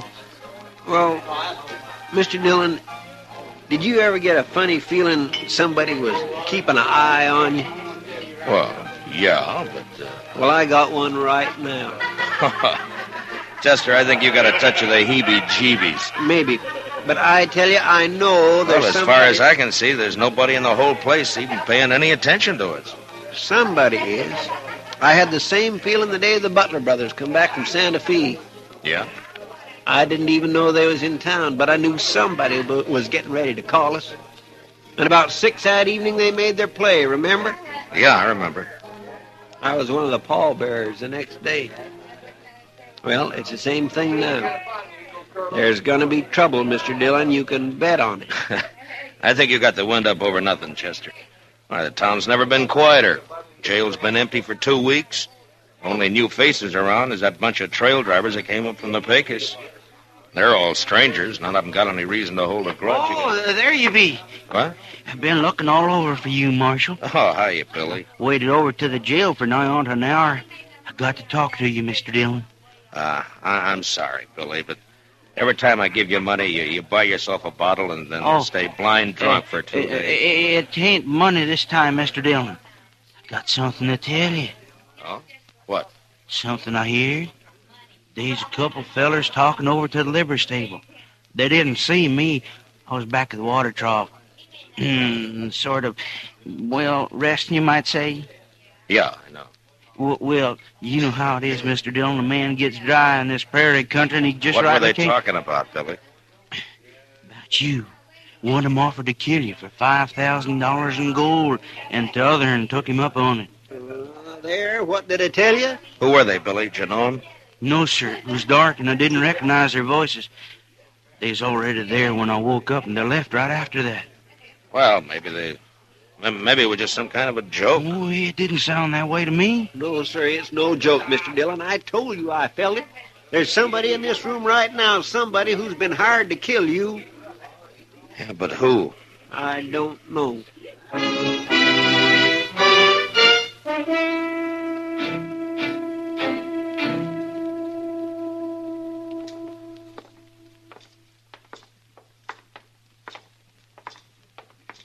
Can you figure who'd want to do such a thing, Mr. Dillon? Yeah, I can figure a dozen or two, Chester. Well, if Chester, they was... look, as far as Dodge City is concerned, I'm the law. There are plenty of men here who'd think they'd do better without any law. Guess it's nothing personal. Well, personal or not, it's got me jumping sideways up my own shadow. Ah, here we are. Come on.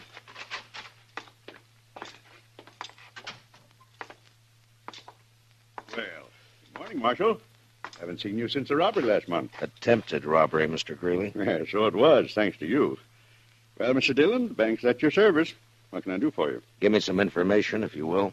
Well, if it isn't confidential... It is, but I want it anyway. Well, I hardly know what to say. Perhaps you'd better step into my office. This way, gentlemen. Thank you. After you, Mr. Greeley. Now, just what was it you wanted to know? I want to know whether one of your customers has drawn $5,000 in gold from the bank in the last few days. Any particular person in mind? No, that's what I want to find out. Well, I hope this won't go any farther, Marshal. So somebody did, huh? Who was it, Mr. Greeley? I certainly wish to make it clear that I don't approve of this man, but after all, he is a good customer, and it's not my place. Yeah, I know. Who was it? Lawson Hale. Lawson Hale? Yeah, he took the gold out just this morning, as a matter of fact. Said he was working on a cattle deal of some sort. Yeah, figures all right. Hale's tried to move in on this town ever since he came here. Every time he's tried, I've stopped him. I do hope you'll regard this as confidential. Yeah, sure. Well, Chester, we know who one of them is now. Yeah, but who's the other, Mr. Dillon? The one who's actually going to do it. Some punk who wants $5,000 real bad and doesn't care how much he has to do to get it. That sure doesn't narrow it down any. Yeah, I know.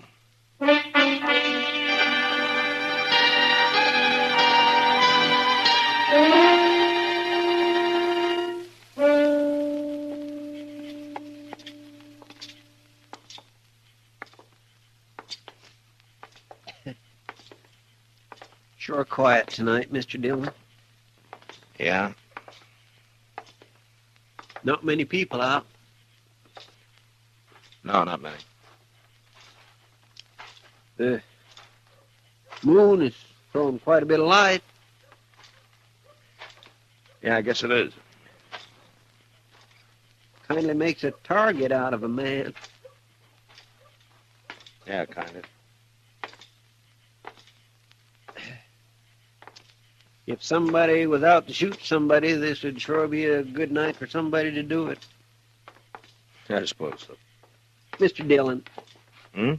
Do you mind if I make a comment? Well, I thought that's what you were doing, Chester. Let's go on back to the jail and stay off the streets. This way you're just asking for it. Chester, if it's going to come, it's going to come. I'd rather meet it halfway than to sit and wait for it. Asking for it, that's what you're doing. It's been 2 days now. It gets on your nerves. When you go out to bring a man in, you know you may have trouble and you're ready for it. But this way, and not knowing who or when or where or... Yes, sir, well, I understand, Mr. Dillon. It kindly bothers a man. Yeah. Let's walk down the Texas Trail.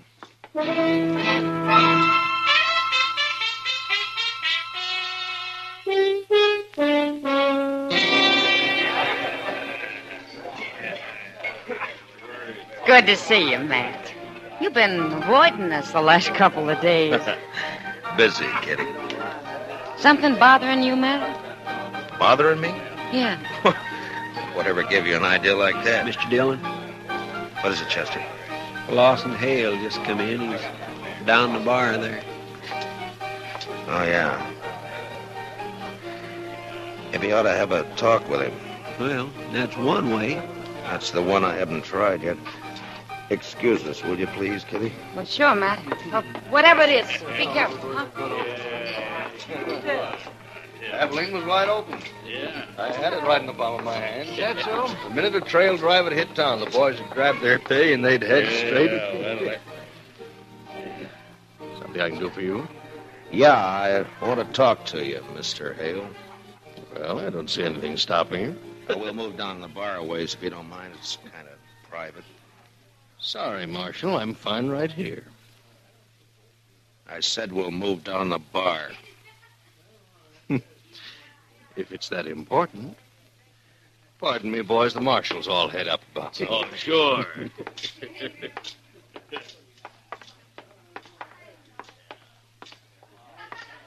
Far enough? Yeah, this is far enough. Lawson, I understand you've hired yourself a gunman.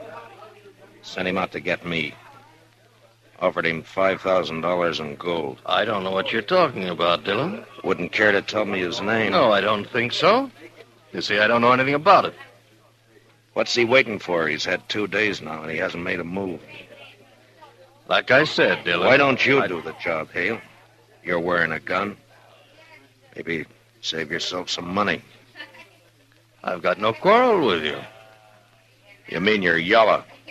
Scared to call your own play. I said I've You're got a weaseling, no-good coward, Hale. I'll let it ride for the time being. Yeah, I thought you would.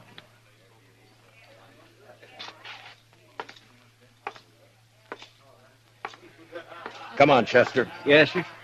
Let's go get some fresh air.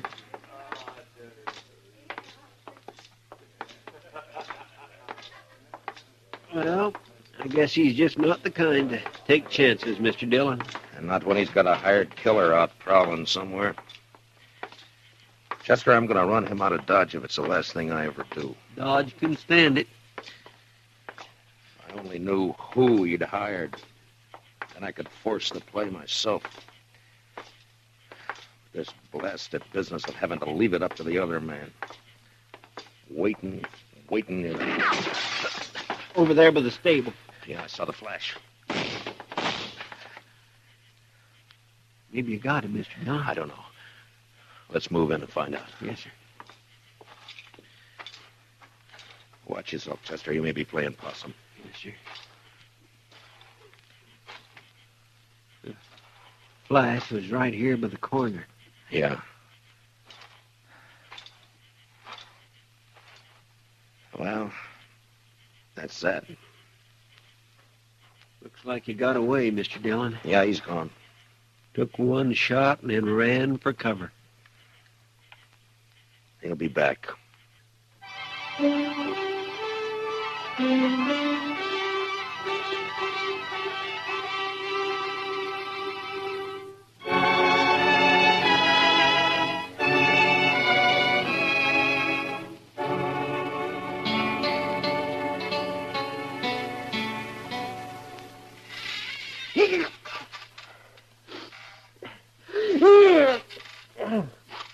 My goodness, my cold sure know better tonight, Mr. Dillon.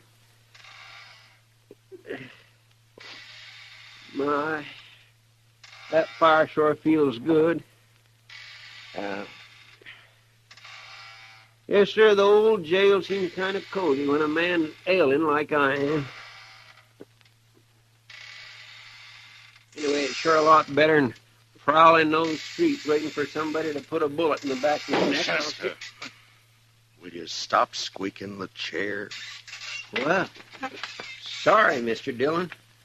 You yell at me like that, sure as I'm feeling. 2 more days gone by and he hasn't made another move. Yes, sir. That cottonwood sure burns up fast. I guess I better shake down the stove, throw another chunk of wood. Wait a minute. Huh? Wait a minute. There might be a way at that, Chester. Lawson Hale. That's the only fact we're sure of. Lawson Hale. It'd be kind of hard to prove anything, Mr. Dillon. Who said anything about proving it? I got an idea. Come on.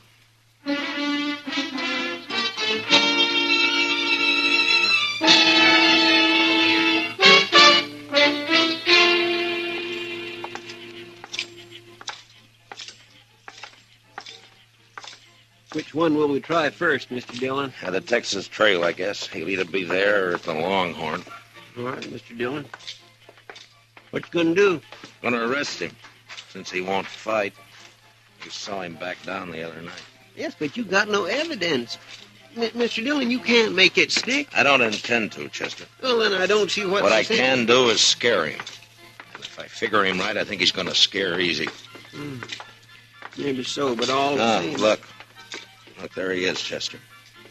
Just came out of the Longhorn. Couple of fellows with him, Mr. Dillon. You don't suppose one of them could be... No, they're hanging around for the free drinks. There's not an ounce of nerve in the 3 dozen of them. Come on, let's take him. Yes, You're right. The whole herd. The whole herd.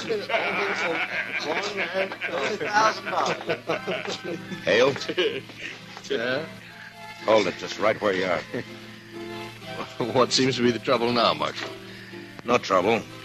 Unless you want to make some. You're under arrest. What for? I'll think of something later. Stick out your hands. Whoa. You're taking me in without even making a charge? I'll remind you there's witnesses here. Yeah, so I notice. When they're not hanging around you, they're around somebody else. What have you done, Hale? Hired them, too? I asked you what the charge was, Marshal. Vagrancy. Vagrancy? As far as I know, you've never had any visible means of support as long as you've been in Dodge City. I'll match any dollar of yours with 100 better ones. Well, that's fine. That'll help pass the time. Now, stick out your hands. Oh, look here, Marshal. If Shut you up. think you... All right, Chester, put the cuffs on. Yes, sir. All right, hold still now. What? Dillon, I'll break you for this. It's been tried before. All right, boys, break it up. The party's over. You've had your last free drink out of this pump. All right, you, let's go to jail.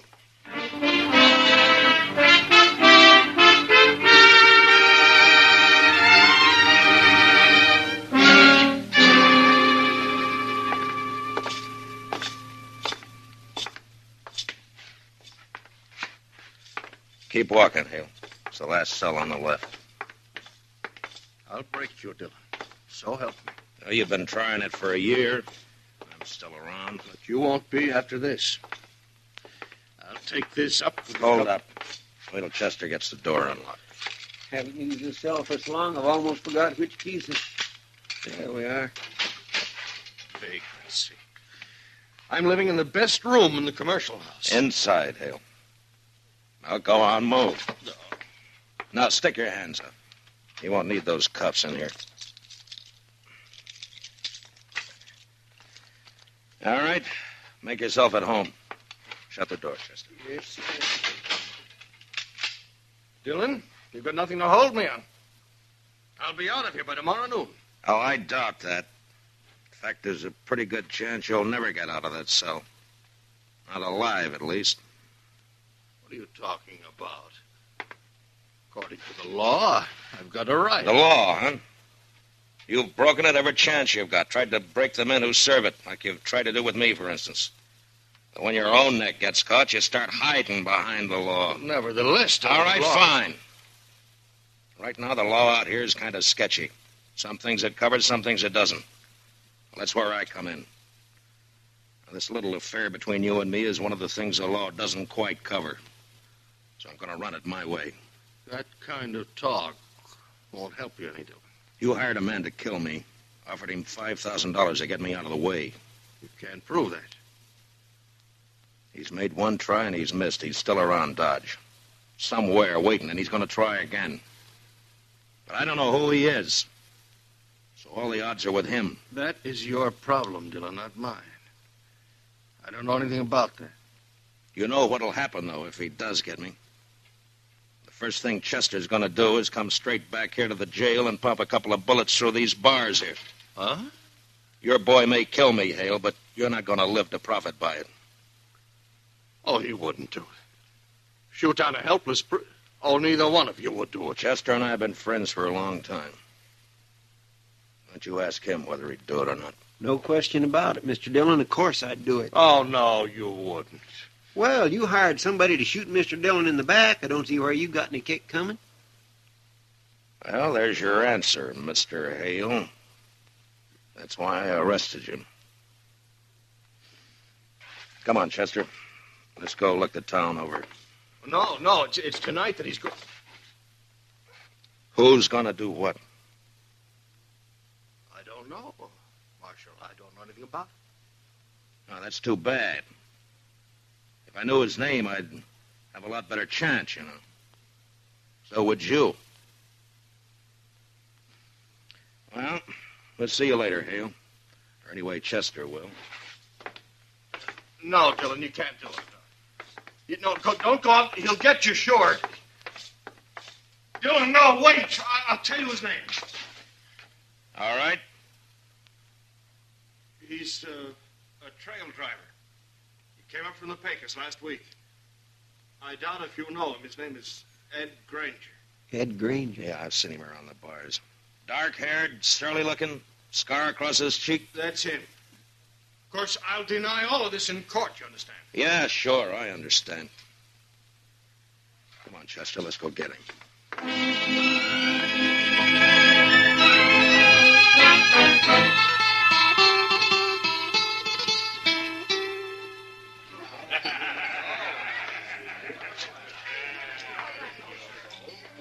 Look, he's here all right, Mr. Dillon. Over there by the pine. Yeah, looks like he's by himself. What you gonna do? Arrest him? Well, there's no evidence, Chester. The only way I see is to make it personal. Let's go. Yes, sir. Now, I want you to stay out of it, Chester. Just cover me, that's all. Whatever you say, Mr. Dillon.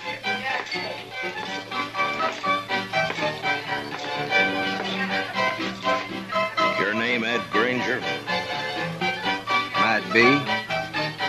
What about it? You know who I am, don't you? Judging by the star, I reckon you're a U.S. Marshal. You ought to do better than that. After all, I'm worth $5,000 to you. Yes, sure. Who says so? Lawson Hale. What? Your memory's getting better, huh? I don't know what you're talking about, Marshal. Sure you do. That deal you made with Hale. He told me all about it after I threw him in jail and persuaded him a little bit. I told you, I don't know anything. You're wearing a gun there, Granger. Why don't you draw it and go for $5,000? Take a chance. This fella you're talking about's in jail. I reckon he wouldn't have anybody working for him now, would he? You tell me. I got no reason to draw on you, Marshal. Not unless my back's turned, huh? I think you're as yellow as Hale is. This won't do you any good. I ain't drawing. You tried to kill me night before last, Granger. Can you prove that? If I could, you'd either be in jail or you'd be dead. Well, since you can't prove it, what's the argument? Just that I don't like the idea of somebody trying to shoot me in the back. If you're any man at all, we'll settle this here and now. Now, leave me alone, Marshal. I haven't done anything.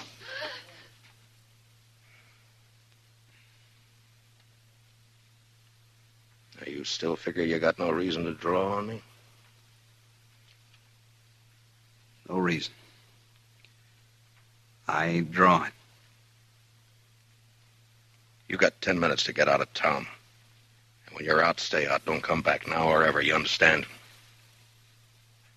Yes, sir. You can start right now.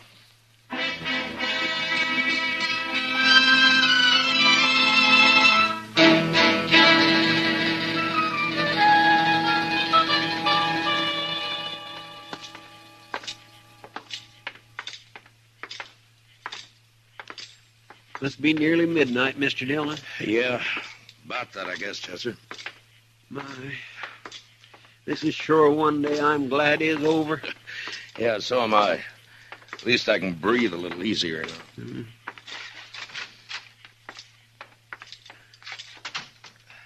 Think I'll get this fire built up a little bit, Mr. Dillon. No, leave it, Chester. Let's go take care of our prisoner first. Huh? Hey, we still haven't got any evidence. What are we going to do about him? Same as with Granger. Turn him loose and run him out of town. We should have done it months ago. You got the keys? Yes, sir. Right here, Monk. Mr. Dillon? Huh? What are you looking at?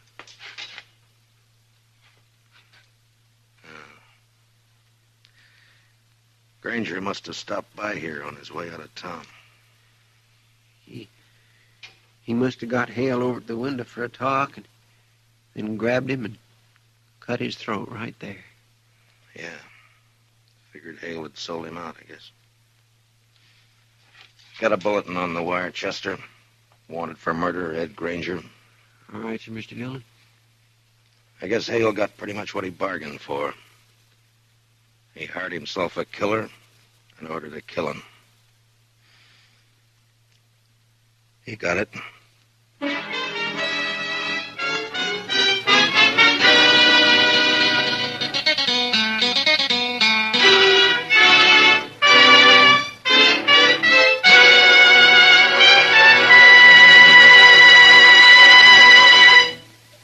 Gunsmoke, under the direction of Norman MacDonald, stars William Conrad as Matt Dillon, U.S. Marshal.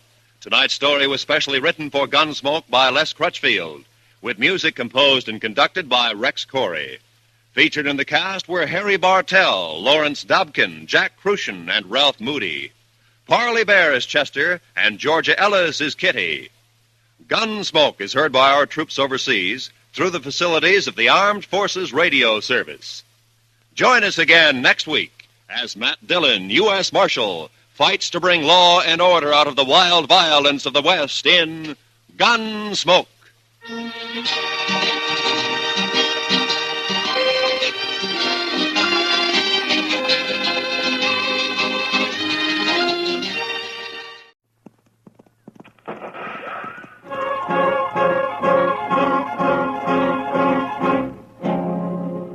Around Dodge City and in the territory on west, there's just one way to handle the killers and the spoilers, and that's with a U.S. Marshal and the smell of gun smoke.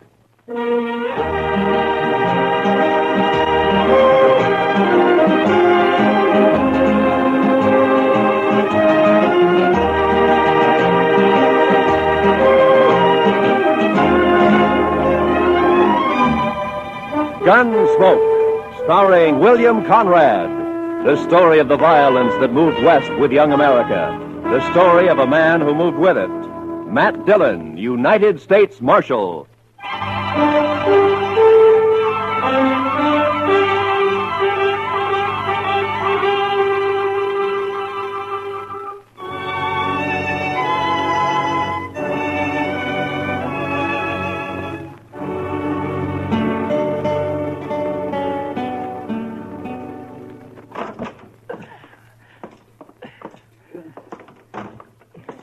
Is he heavy, Matt? Oh, somehow it was easier carrying him up to your office and back down, Doc.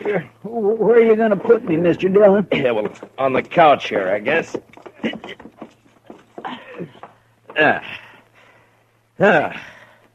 You be all right there, Chester? Oh, yes, sir. This will be fine. Good. I'm sure sorry I'm so much trouble. Chester, next time, try to land on just one foot.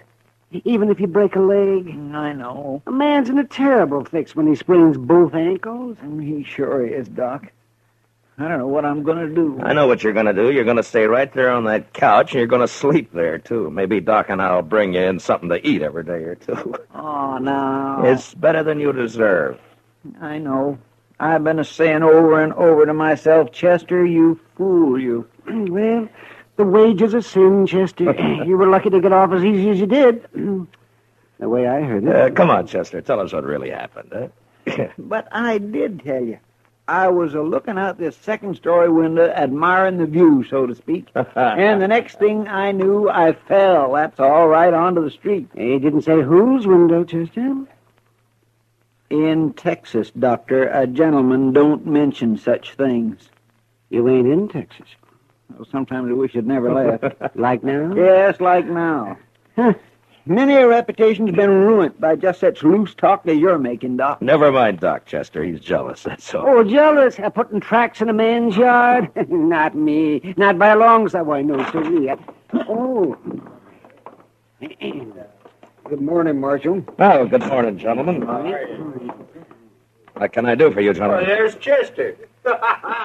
Heard about you, Chester. I heard... Never mind what you heard, Torp. Chester just got thrown from a horse, that's all. Yeah.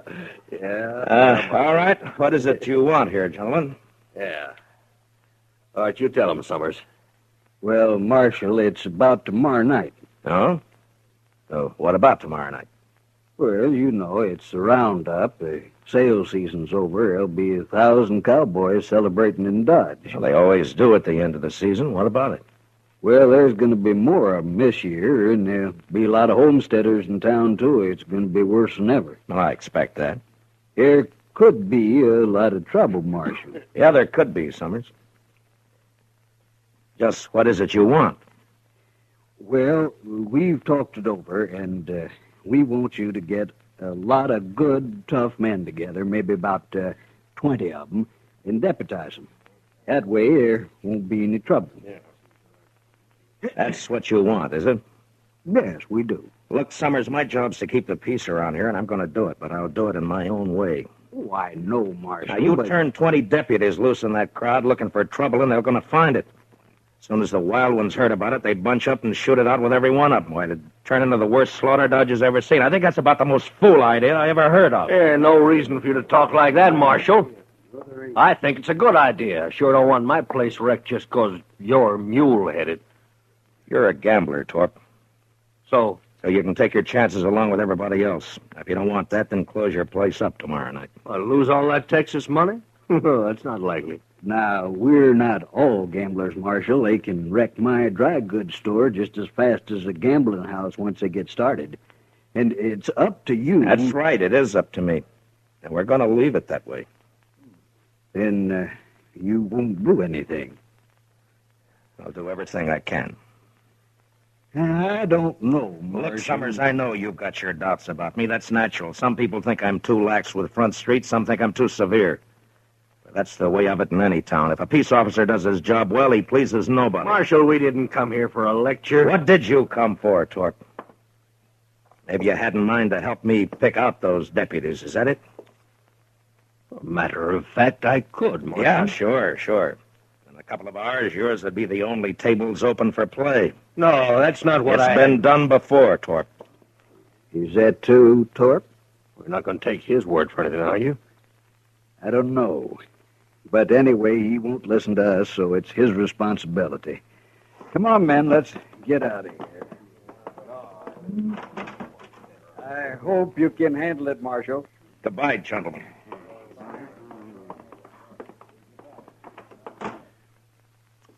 That Torp is no good. He is just plain no good, Mr. Dillon. Well, now, I know one man that got skinned at his place, and Torp gave him back $20 so he wouldn't be broke. Oh? Guess how much did this man lose, Doc? Oh, well, $500-600, they said. Then he... Oh, yeah, I see what you mean, man. I'm sure not going to be much good to you tomorrow night, Mr. Dillon. No, you can watch the jail right here, Chester. I know, but you just got to get somebody to help you out on the street. At least one man, anyway. You can't be everywhere at once. Yeah, by tomorrow night, Dodge will be overrun with trail boys and homesteaders, all looking for satisfaction. No, I wouldn't ask any man to face that. I know a few fellows who'd do it, and so do you, Mr. Dillon. Yeah, maybe. But I wouldn't ask anybody. How many were killed last year, man? I don't remember. Well, I do. 6, that's what. We buried them all in the saddle blankets, all except one. I remember he didn't even own a blanket. Well, then he was sure out of luck all the way around, wasn't he? Come on, Doc, let's go get some dinner. All right. We'll bring you a piece of bread, Chester. Maybe. I want a steak. Rare. How come you're so hungry, Chester? Were you in such a hurry to get over there last night you didn't take time for supper? Mr. Dillon, I will answer no more questions about last night, and that is fine. Well, we'll bring you something. Yeah, I don't know if we should, though, Matt. A man can think about his sins better on an empty stomach. Close the door, will you?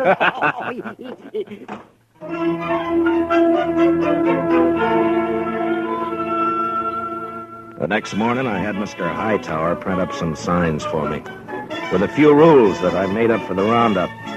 They were fair and reasonable, and I hoped they'd be accepted without question. The principal restrictions were that there was to be no shooting and no reckless riding in the streets. That afternoon, I went from saloon to saloon and left a sign at each one. The Texas Trail was my last stop, and there I sat down with Kitty for a short beer. Town's beginning to fill up, Matt. Yeah, it'll be swamped to the dashboard by dark. You, expect trouble tonight? I always expect trouble, Kitty. Yeah, I know. Matt, I heard something. Yeah? I heard Torp and a few of his men cut cards last night. So? I don't know who it came out for, but Low Man is supposed to kill you. Oh. When? Tonight, I suppose. Why's Torp after you, Matt? Torp says he wants an open town, Kitty. What he's really after is somebody who'll close down every game but his. Who's this, Matt? What? Rough-looking traveler headed this way. Well, I'll be. Why, it's Zell Matlock. Zell! You old badger, how are you? Zell, it's been a long time. Hey, a long time. Here, man. come on over here. Sit down. Sure. I'd like you to meet Kitty. Kitty, this is Zell Matlock. This is Kitty. Glad to know you, ma'am. Just rode into Dodge an hour ago. Yeah, it's your first time in it, Zell. Hey, would you like a beer? Don't mind. Good. I aimed to get drunk tonight, but before I got started, I thought I'd look up the peace officer and shoot him. I'd be sure to tangle with him before the night's out. I always figure it's safer to do it sober. So he half means that, Kitty. So I asked around and found out the man's name is Matt Dillon, United States Marshal. I've seen it all now. Well, I hope you're not disappointed. I'll tell you, Miss Kitty, I knew Matt Dillon before he got civilized. Why, we had to tie his leg up to give him a haircut when he came to town. Don't you believe a word that he says, Kitty? Yeah, the wilder the coat, the better the horse, Matt. Mm-hmm. But you was all right. The only trouble with you was that fool honest streak you always had. Are you rich now, Zell? Nobody's rich on the Mexican border. Land of sunshine and pinto beans. I hired out to a general over in Chihuahua 3 years ago. I lost 20 pounds and was lucky to get back at all. Well, haven't you learned to stay out of Mexico yet? No, I met the man he wanted me to shoot and turned out to be a better fellow than the general. So I told him I'd been hired to kill him and then rode for the border. The general lost 3 soldiers who tried to stop me from swimming the Rio Bravo. You must be pretty handy with a gun, Zell. Yeah, just fair, ma'am. But when I take my gun out, I go right ahead and use it. Some people stop and think for half a second.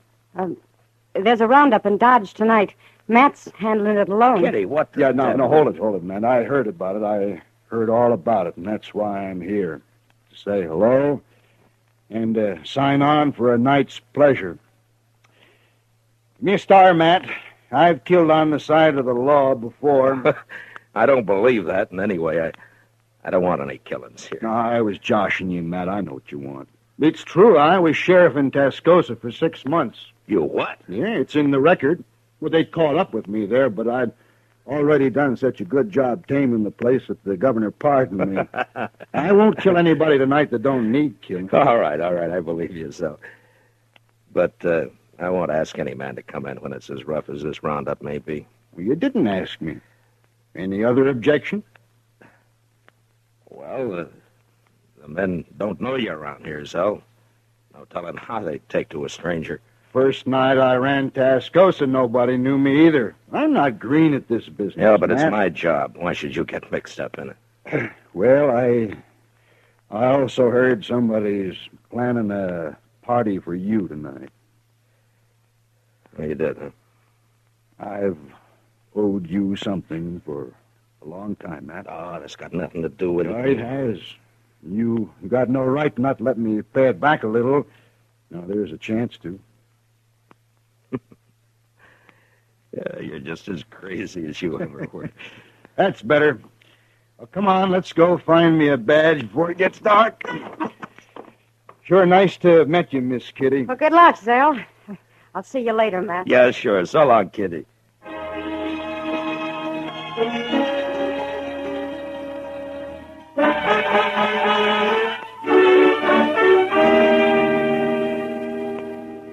You sure have been a long time coming to Dodge, Mr. Matlock. What do you mean, Chester? Well, I've heard Mr. Dillon mention you a lot, but the way he talked, I wasn't never sure you were still alive. Oh, well, I was never sure either, Chester. You know, Zell isn't the most cautious man I ever knew. You think being a U.S. Marshal isn't asking for an early grave, man? Oh, maybe. But at least it's a way to do some good before you die. Whether folks think so or not. Oh, men like Torp, that's all. Oh, no, Chester. Even good men have got a strange twist that makes them suspect any man paid to handle the bad element. Hey, you just can't help thinking that some of its dirt is rubbed off on him. No, I never thought about that before, Matt. Sure how it was in Tascosa. They wanted me there all right, but they wanted me to keep my distance, too. And it makes a man kind of lonely. They just don't know what's good for them, that's all. Instead of a real lawman, they'd rather hire some killer with a lot of notches carved on his gun. Well, there are plenty of them around. Sure are. Bragging kind. I never did like a man who has to notch his gun to keep his courage up. Yeah. My goodness. Look yonder. The street's about full already, and it isn't even dark yet. Yeah. Zell, give me a hand here, will you? We'll move Chester's couch away from the window there. All right. There, that should do it. Yeah, you'll be safer here, Chester, in case somebody gets it in mind to shoot up the jail. Thank you, Mr. Dillon. I can watch both doors from here. Just hand me my gun belt, if you will. Oh, yeah. There you are. Well, come on, Zell. Chester, I'll get somebody at the Dodge House to fetch up some supper, huh? Thank you, sir. And good luck, both of you. So long, I see you, Chester. How'll we work it, Matt? I'll tell you, Zell, you take this side of the street. I'm going up to the Dodge House, and then I'll be on the other side somewhere. All right. Oh, say, you mind if I go back later and get that Spencer carbine of yours? Make a mighty handy club if I don't have to use it any other way. Sure, Sal. Who they got there? That fella on their shoulders. Oh, that's Mr. Hightower. He runs the printing press here. Shall we stop it? Oh, no. They're just carrying him into the Longhorn to make him stand some drinks. Oh. They like Hightower. They won't hurt him.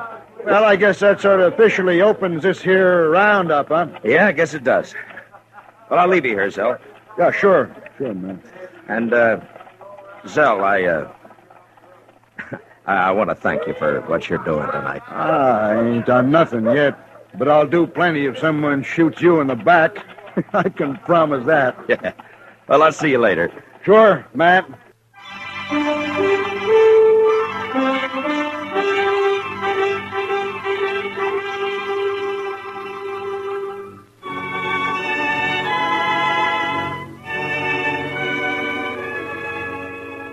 When I came out of the Dodge House, Front Street was so full that if anybody had been shot, the crowd would have carried him along like one of the living. I had a feeling that the word was out about Torp and his bunch cutting cards to see who would make a try for me, and that the crowd knew it and was waiting for it. I stood for a while with my back against Summers' dry goods store. Then I left the street and cut down an alley, thinking to change my position with as much irregularity as possible. I was passing the back door of the Texas Trail when I heard the first shot of the night. I entered the saloon from the rear and made my way into the crowd. It's all right, Marshal. There's no fight. It's not all right, Sam. I made a rule that there'd be no shooting for any reason. All right. Who fired that shot? Oh, it's outside. It was Torp, Marshal. He just took a shot at the moon, that's all. Yeah.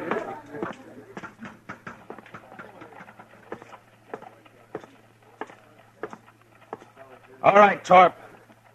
Put the gun away and come over here.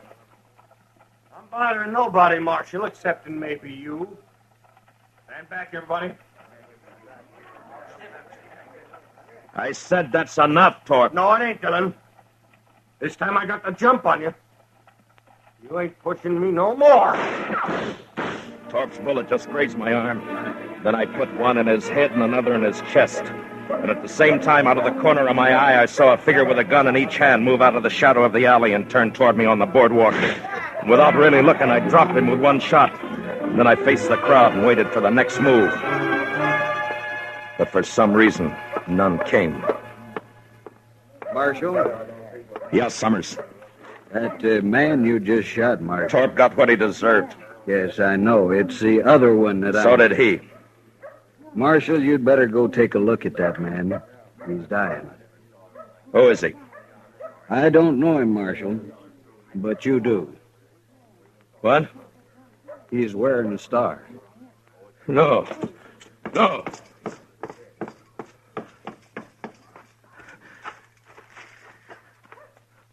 Oh, Zell. Zell. Matt, I think that did it. No, Zell. No. There's My fault. I crossed the street a while back. Left the carbine with Chester. It's no fault of yours. Matt? That old Jose, Matt, how is he? Oh, goodness. No use, Doc. Thanks. So, Now, listen. Listen to me, Matt. You did right. The only thing you could do. It was my fault. I shouldn't have crossed over and come up behind you. Anyway, Matt, I ain't been living on my own time ever since that day you pulled me out of the mob in Alamogordo. I never thanked you for that. Guess I never will. Now, Matt, so long.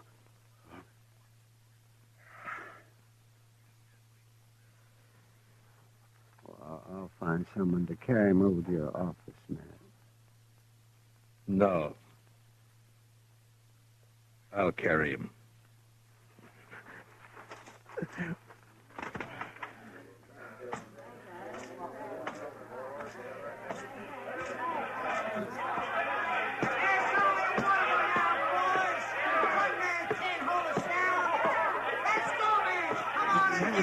Never mind them, Matt. They're just windbags.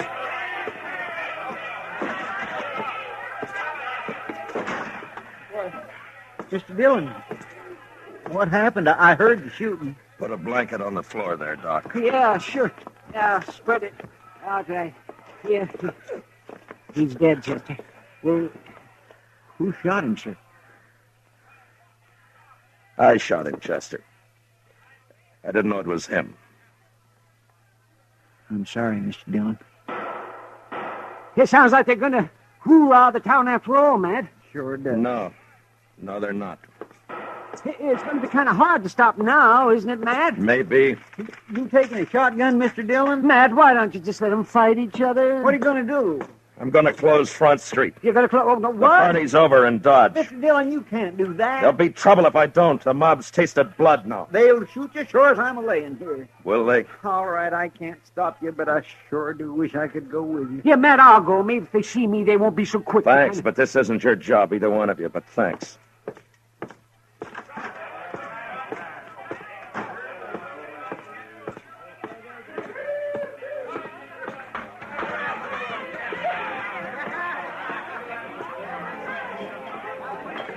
Sam. Yeah, Marshal? Close up and turn out your lights. What? You heard me! Now listen to me! Front Street's closed. Now get out of here and go home, all of you. My home is in Texas, mister. If you ever had one. I ain't going home tonight. Not tonight, I ain't. Don't interfere, fella. You got no chips in this deal. I could buy him, mister. Now I'll use this shotgun for what it was meant on the next man. Well? All right, Sam, close it up. Yes, sir.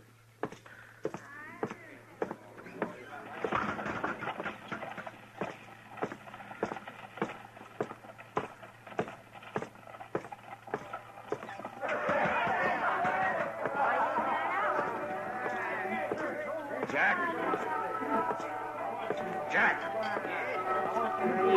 Marshal. The street's closed. Put out your lights. Huh? You heard me. Lock the place up. No, I ain't going to do it. Now, don't tell me what you're going to do. All right, boys. We're closing up.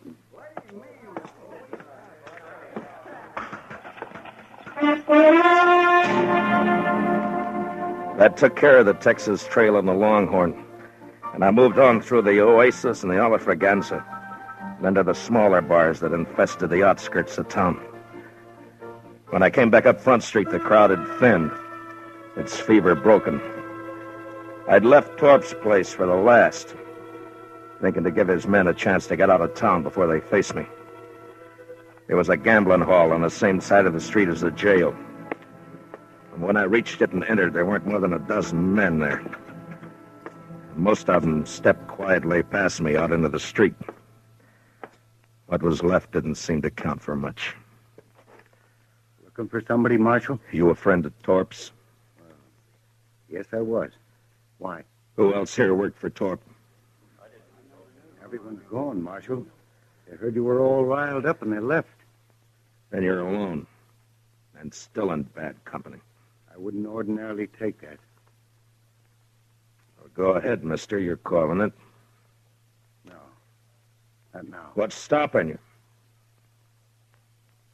Oh, if it's the shotgun. Now, does that make it easier for you? I haven't been looking for you, Marshal. You were in on the cut, weren't you? Torp's dead, Marshal. Isn't that enough? Torp? Mister, one of the best men I ever knew died tonight. And I killed him. I'm not a gunman, Marshal. You wouldn't be proud killing me. What does a man like you know about pride? You get out of Dodge, and you get out fast. But I don't... You want to die in this place right now?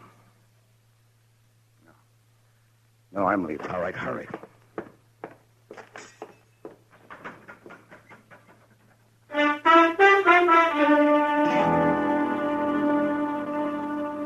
The rest of the night, I walked the dark, empty street alone. And just before dawn, I got a spring wagon and loaded Zell onto it.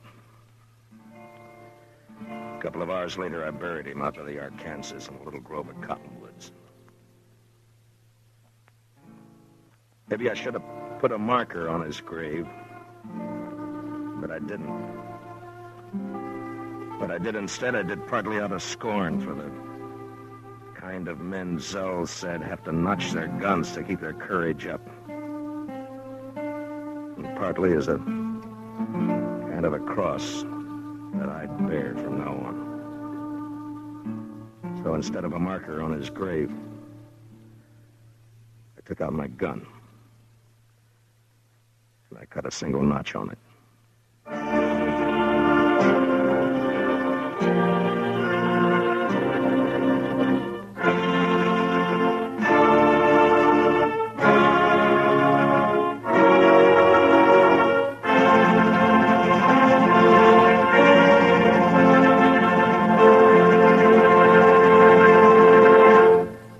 Gunsmoke, under the direction of Norman MacDonald, stars William Conrad as Matt Dillon, U.S. Marshal. Tonight's story was specially written for Gunsmoke by John Meston, with music composed and conducted by Rex Corey. Featured in the cast were John Boehner and Harry Bartell, with Lawrence Dobkin, Lou Krugman, and James Nusser. Parley Bear is Chester, Howard McNear is Doc, and Georgia Ellis is Kitty. Gunsmoke is heard by our troops overseas through the facilities of the Armed Forces Radio Service. Join us again next week as Matt Dillon, U.S. Marshal, fights to bring law and order out of the wild violence of the West in Gunsmoke.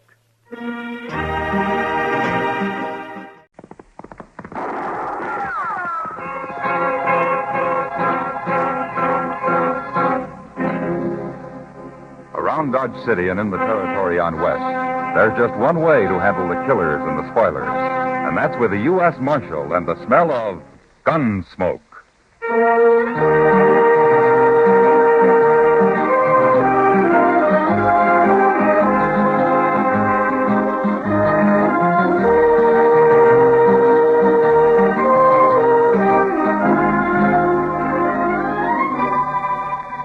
Gunsmoke, starring William Conrad. The story of the violence that moved west with young America. The story of a man who moved with it.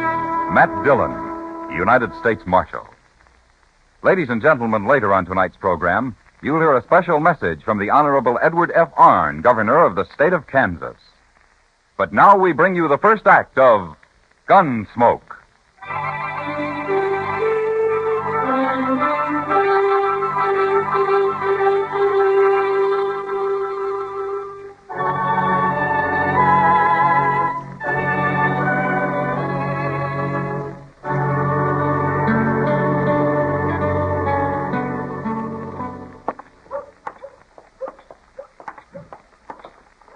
I'll swear it's going to be spring before we know it, Mr. Dillon. Well, this weather won't hold, Chester. We always got a rip snorter after a spell like this. Sure don't look much like it today. I even heard a meadowlark this morning. It's early for meadowlarks, isn't it? Yes, sir, that's what I'm telling you. Spring is downright staring us in the face. Well, the Texas Trail's kind of lively for this time of the afternoon. That'll be livelier if you're right about spring and those trail herds start rolling in. Look who's here. And in the daytime, too. Well, howdy, Miss Kitty. Miss Kitty. Isn't it wonderful out? And guess what, Matt? I heard a meadowlark this morning.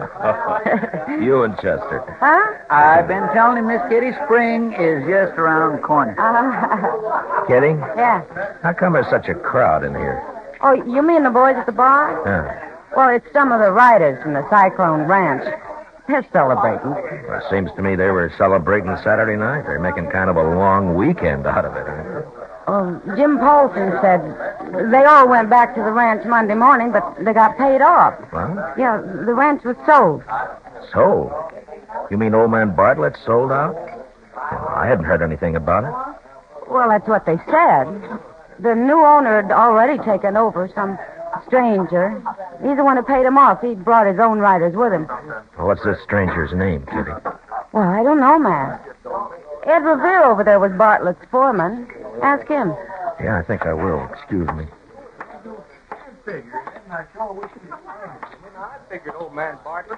Howdy, Marshal. Figure on throwing us in the hoosegow? No, Ed, I wasn't planning on it. Do you happen to know where I can find old man Bartlett? Well, afraid you're out of luck. Him and his wife's left the country. At least that's what the fellow that bought the ranch told us. You mean he didn't even stay around to pay you all? Nope. Made up his mind right sudden, I reckon. Guess this fellow Jed Wade made him a mighty good offer. Jed Wade, huh? Yeah. Texas man, more than likely. Ain't from around here, anyways. None of his cowboys, neither. Then you haven't seen old man Bartlett since you left the ranch and came into town Saturday morning, huh? Nary hide nor hair. And he didn't say anything last week about planning to sell? No, it didn't. Sure can't figure old man Bartlett selling out.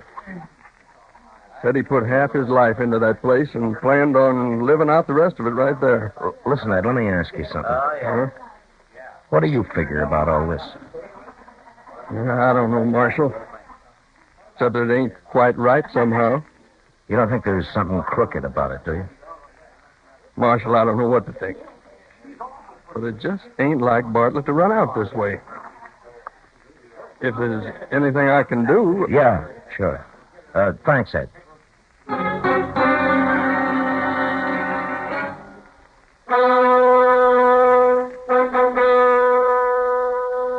Marshal, I don't even have to look it up in the records. There's been no deed of sale on the Cyclone Ranch filed in this office. If there had, I'd know about it. Yeah, well, all right, thanks. That's all I wanted to know. Furthermore, there won't be one filed. Old man Bartlett will live out his life and die right there. You take it from me. Yeah, well, that's what I figured. Mr. Dillon? Oh, come on in, Chester.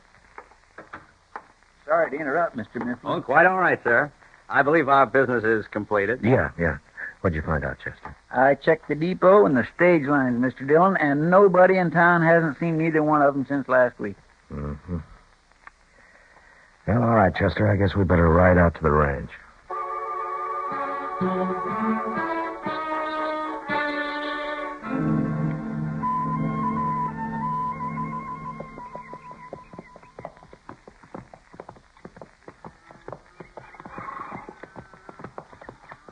Looks like that new outfit brought some of their own cattle up from Texas, Mr. Dillon.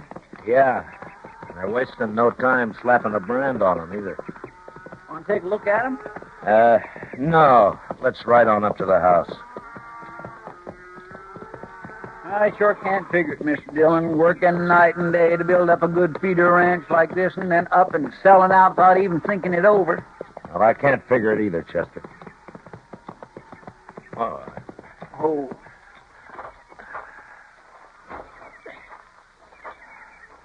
Golly, it sure is a fine ranch. We ain't hiring anybody. Better mount up and ride. Are you Jed Wade? Name's Dallas. I'm the range boss. Matt Dillon, U.S. Marshal. Mr. Wade here? He's out in the barn. What do you want to see him about? Well, suppose I take that up with him, huh? And suppose you turn around and hightail it out of here. Whenever Jed's got business with the law, he'll come to you. Now, look, mister. Jed not to talk to visitors that way. Jed don't want strangers hanging around, Miss Wade. And he don't want you talking to strangers either. You better go on back in the house. I guess I know better than you what my own son wants. I'm the only one that understands him. You come right on inside, gentlemen.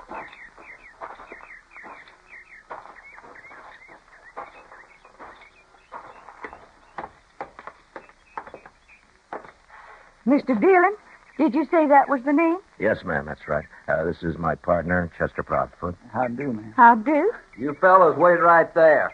I'll go get Jed. I think we'll accept the lady's invitation. After you, ma'am. Why, thank you, Mr. Dillon. Surely does perk a body up to be having callers in her own house. Especially when you lived so long from hand to mouth. I understand that you're new here, ma'am. Oh, yes. Yes, we were camped for 3 weeks down along the river. Nearly a caller, just living in a wagon. Oh, do be seated, gentlemen. Thank you. Ain't this a real pretty place now? Why, when Jed and Dallas rode back to camp Sunday morning and said they just bought a real bargain, I couldn't dream they meant something like this. A body just can't figure why the owners would ever want to sell it and leave. Would you gentlemen care for some cold buttermilk? No, thank you, ma'am. You didn't meet the owners yourself then, huh? No. They're already gone when I came over.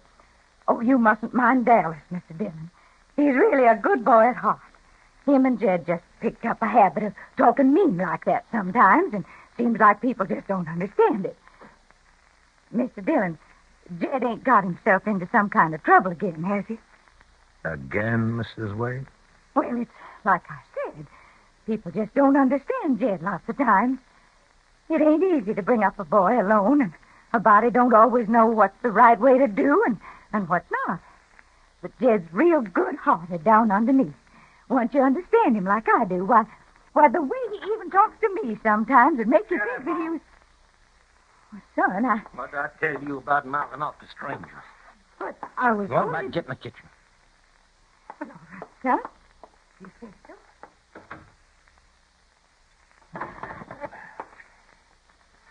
She's getting old, and it's been a hard trip up here.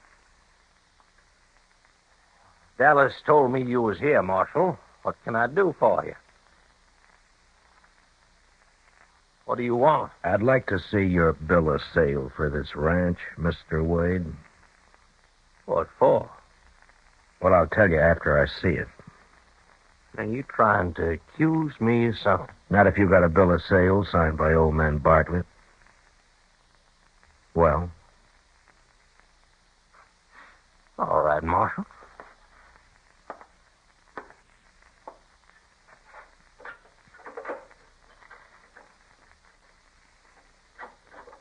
There you are.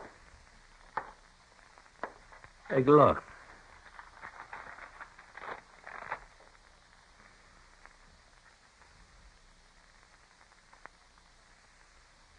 Uh-huh. Satisfied now? Where did the Bartletts go, Mr. Wade? They said they was leaving the country, and that's all I know about it. Here, you want to give me back my bill of sale now?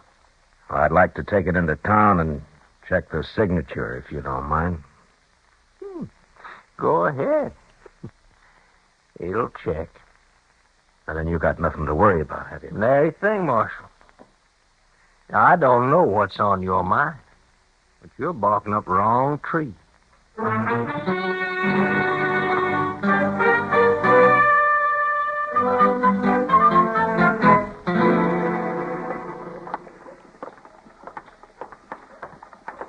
If you ask me, Mr. Dillon, I'd say that Wade and his partner are ornery enough for anything. Just plumb cussed, downright sneak-in mean. Maybe so, Chester.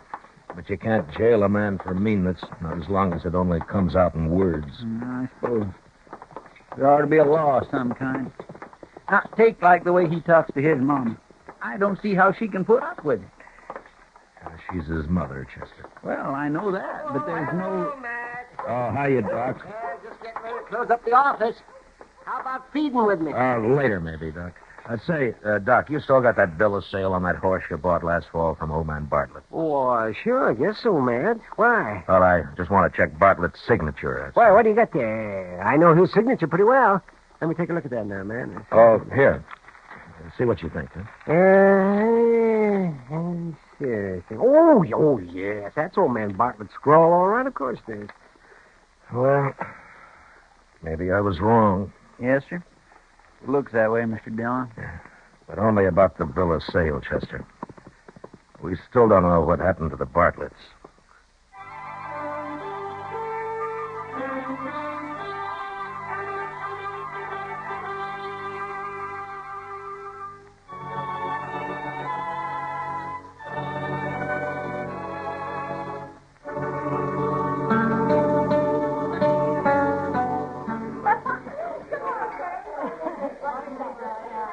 Big crowd in town tonight, Mr. Dillon.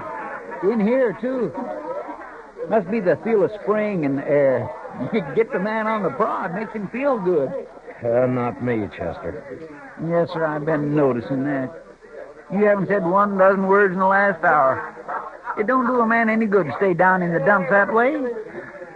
Oh, drink your beer. Well, now, we just made a mistake, that's all. Got the wind up over nothing. Now we know it's old man Bartlett's signature, but I just can't help feeling that we haven't made a mistake. Well, maybe you ought to make one, Matt. Oh, hi, Kitty. Everybody ought to make a mistake once in a while. Keeps them from getting old. Or else helps them along. What's your trouble, Matt?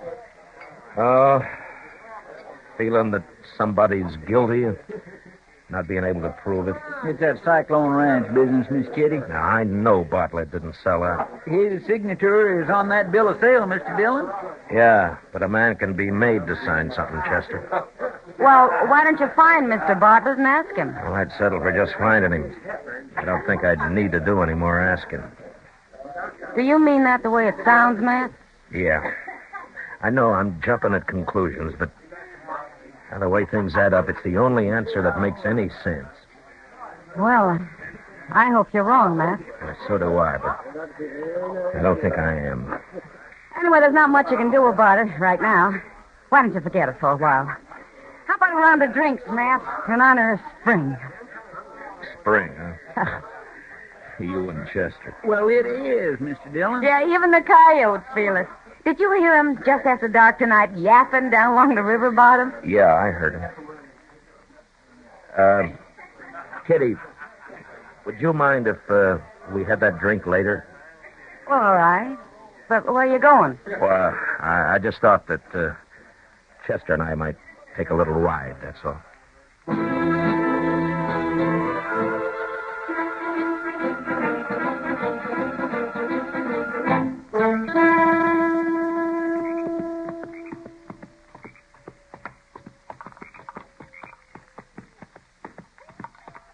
Hold up a minute, Chester. Yes.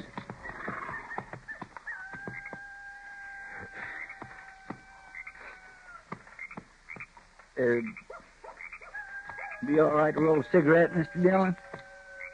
No, you better not. We're too close to the Bartlett place. Miss Kitty sure was right about those coyotes. Every one of them and his brothers out tonight, all yapping their fool heads off. Yeah. You suppose those coyotes really know it's spring coming, Mr. Dillon? It could be. They're sure scattered all over the countryside. There seems to be more of them off there toward the river bottom, though. Yes, sir. Believe you're right, Mr. Dillon. Wonder why. I don't know. Might be worthwhile taking a look. Yes, sir.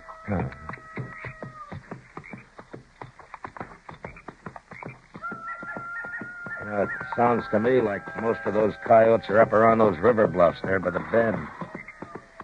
Yes, Mr. Dillon, I believe it does at that. Come on, Chester, let's ride over that way. They're on the other side of that willow thicket. All right.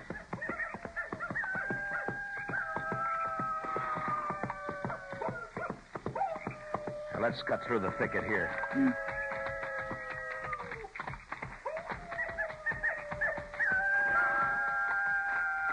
They must be awful interested in something, or they sure wouldn't let us get this close.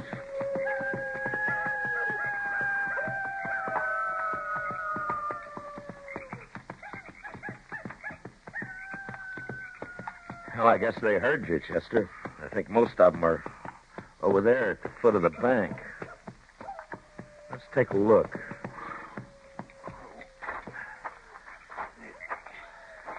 Come on. Chunk of the bank's caved off there, Mr. Dillon. Yeah. Yeah, but the coyotes didn't do it. They've been trying to dig something up, not bury it. I wish there was more moonlight. Yes, sir. Well, if you'd have told me what we were up to, I could have brought a lantern. Well, I didn't know we were going to run into anything, Chester. Yes, sir. See if you can find a stick and let's scratch around in this loose dirt, huh? All right, sir.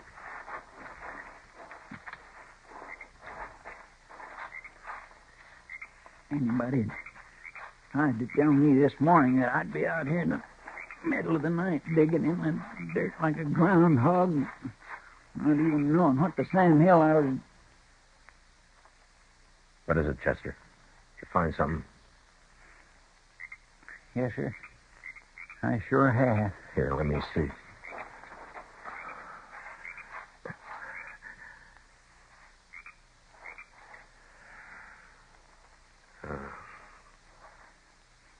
Mighty lucky hunch you had, Mr. Dillon. Well, now we know why nobody saw the Bartletts leave town. They killed him. They killed both of them. Yeah. After they made him sign that bill of sale. Hit the dirt, Chester. They came from the edge of the bank up there. Watch for the next flash.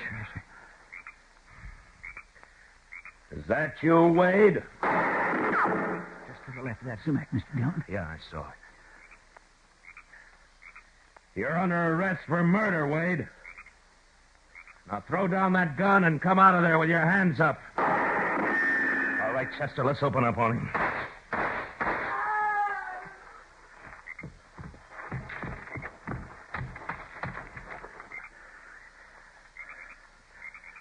Careful, Chester. You may be faking it. Yes,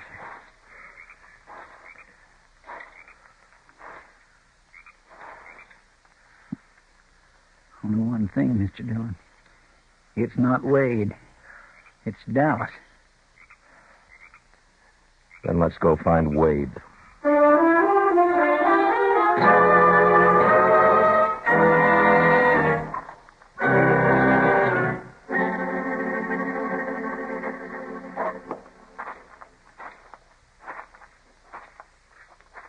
Ranch is dark. Looks like they're all in bed. It may be easier that way. Yes, sir. I wish there was some way of keeping his mother out of it. I don't see how it can be. Dallas? Is that you? You scared the coyotes away? I heard the shooting and... It's not Dallas, ma'am. Why, it's the marshal and Mr. Proudfoot at this time of night. Well, this is quite a surprise. Yes, ma'am, I reckon so. Is Jed here? Well, I guess so. Maybe he's out in the barn or somewhere. What's wrong, Mr. Dillon? I sure do hope Jed ain't in some kind of trouble. I just want to talk to him, Miss Wayne. Why don't you go on back in the house, huh? And we'll see if we can find him. Well, all right, if you think best. You just go straight on back through the barn. I reckon you'll find him all right. Thank you, ma'am. It's not going to be easy. Yeah, I know. Keep yourself covered. I will. Sounds like he's working back there. Yeah. Bartlett put up enough prairie hay here to last for 3 years. Right on back, Dallas. Just about. Got get these here running irons finished? Dallas won't be needing any running irons, Wade, or anything else. He's dead. We found where you buried the Bartletts. That's where that shooting was. You and Dallas. You're under arrest for murder, Wade. And if you make a move, you're going to end up the same way Dallas did. How could I do anything, Marshal? I've got no gun. I noticed it hanging on the wall there behind you. You leave it there. Sure. Now lay down that hammer and stick out your wrist. Sure. Anything you say. Smash the lantern, Mr. Dillon. Yo, watch it, Chester. He'll have his gun now. Get back, Chester. Get back toward the door. I can't see a thing in all this smoke. Yeah, that haze is dry as powder. This burn's going to go up like a tinderbox. Wade, you haven't got a chance. Now come on out of there while you still can. Why don't you come back here and get me? Crazy fool. Come on out now. The heat's getting awful bad, Mr. Dillon. Yeah, I know. Back toward the door, Chester. We're going to have to get out of here. Let go out. Cave it in. What's tight, Chester?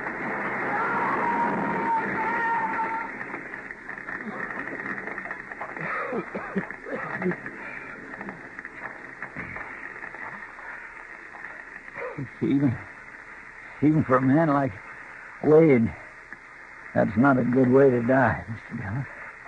Oh, no way is when you come right down to it, Chester. I'm sorry, ma'am, but... You got to go get him out of there. No, I'm afraid there's no use, ma'am. No, it's too late to help him.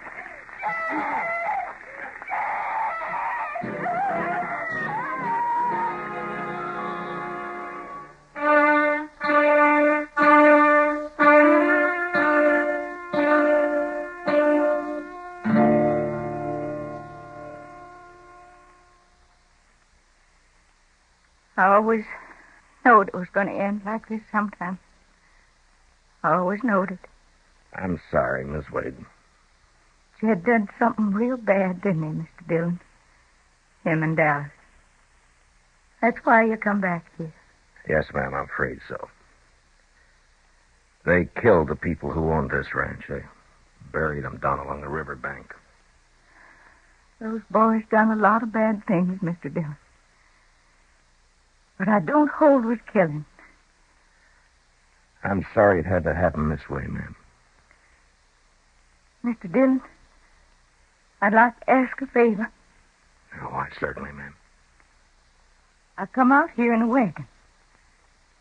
It's out back of the house. Now that it's getting light, if you'd hitch up my team to it, I'd like to go back to town with you. Chester. Yes, Mr. Dillon, I'll do it. I'll just take what I brought, Mr. Dillon. Nothing else. Well, just as you like, ma'am. It's all in the trunk. Funny thing. I never did unpack it.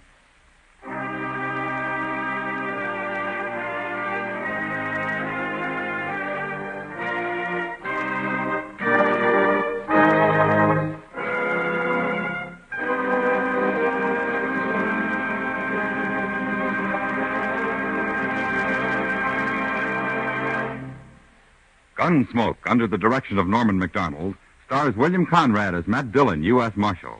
Tonight's story was specially written for Gunsmoke by Les Crutchfield, with music composed and conducted by Rex Corey. Featured in the cast were Vivi Janis, Harry Bartell, Lawrence Dobkin, Joe Cranston, and Jerry Hausner. Parley Bear is Chester, Howard McNear is Doc, and Georgia Ellis is Kitty. Gunsmoke is heard by our troops overseas through the facilities of the Armed Forces Radio Service. Join us again next week as Matt Dillon, U.S. Marshal, fights to bring law and order out of the wild violence of the West in Gunsmoke.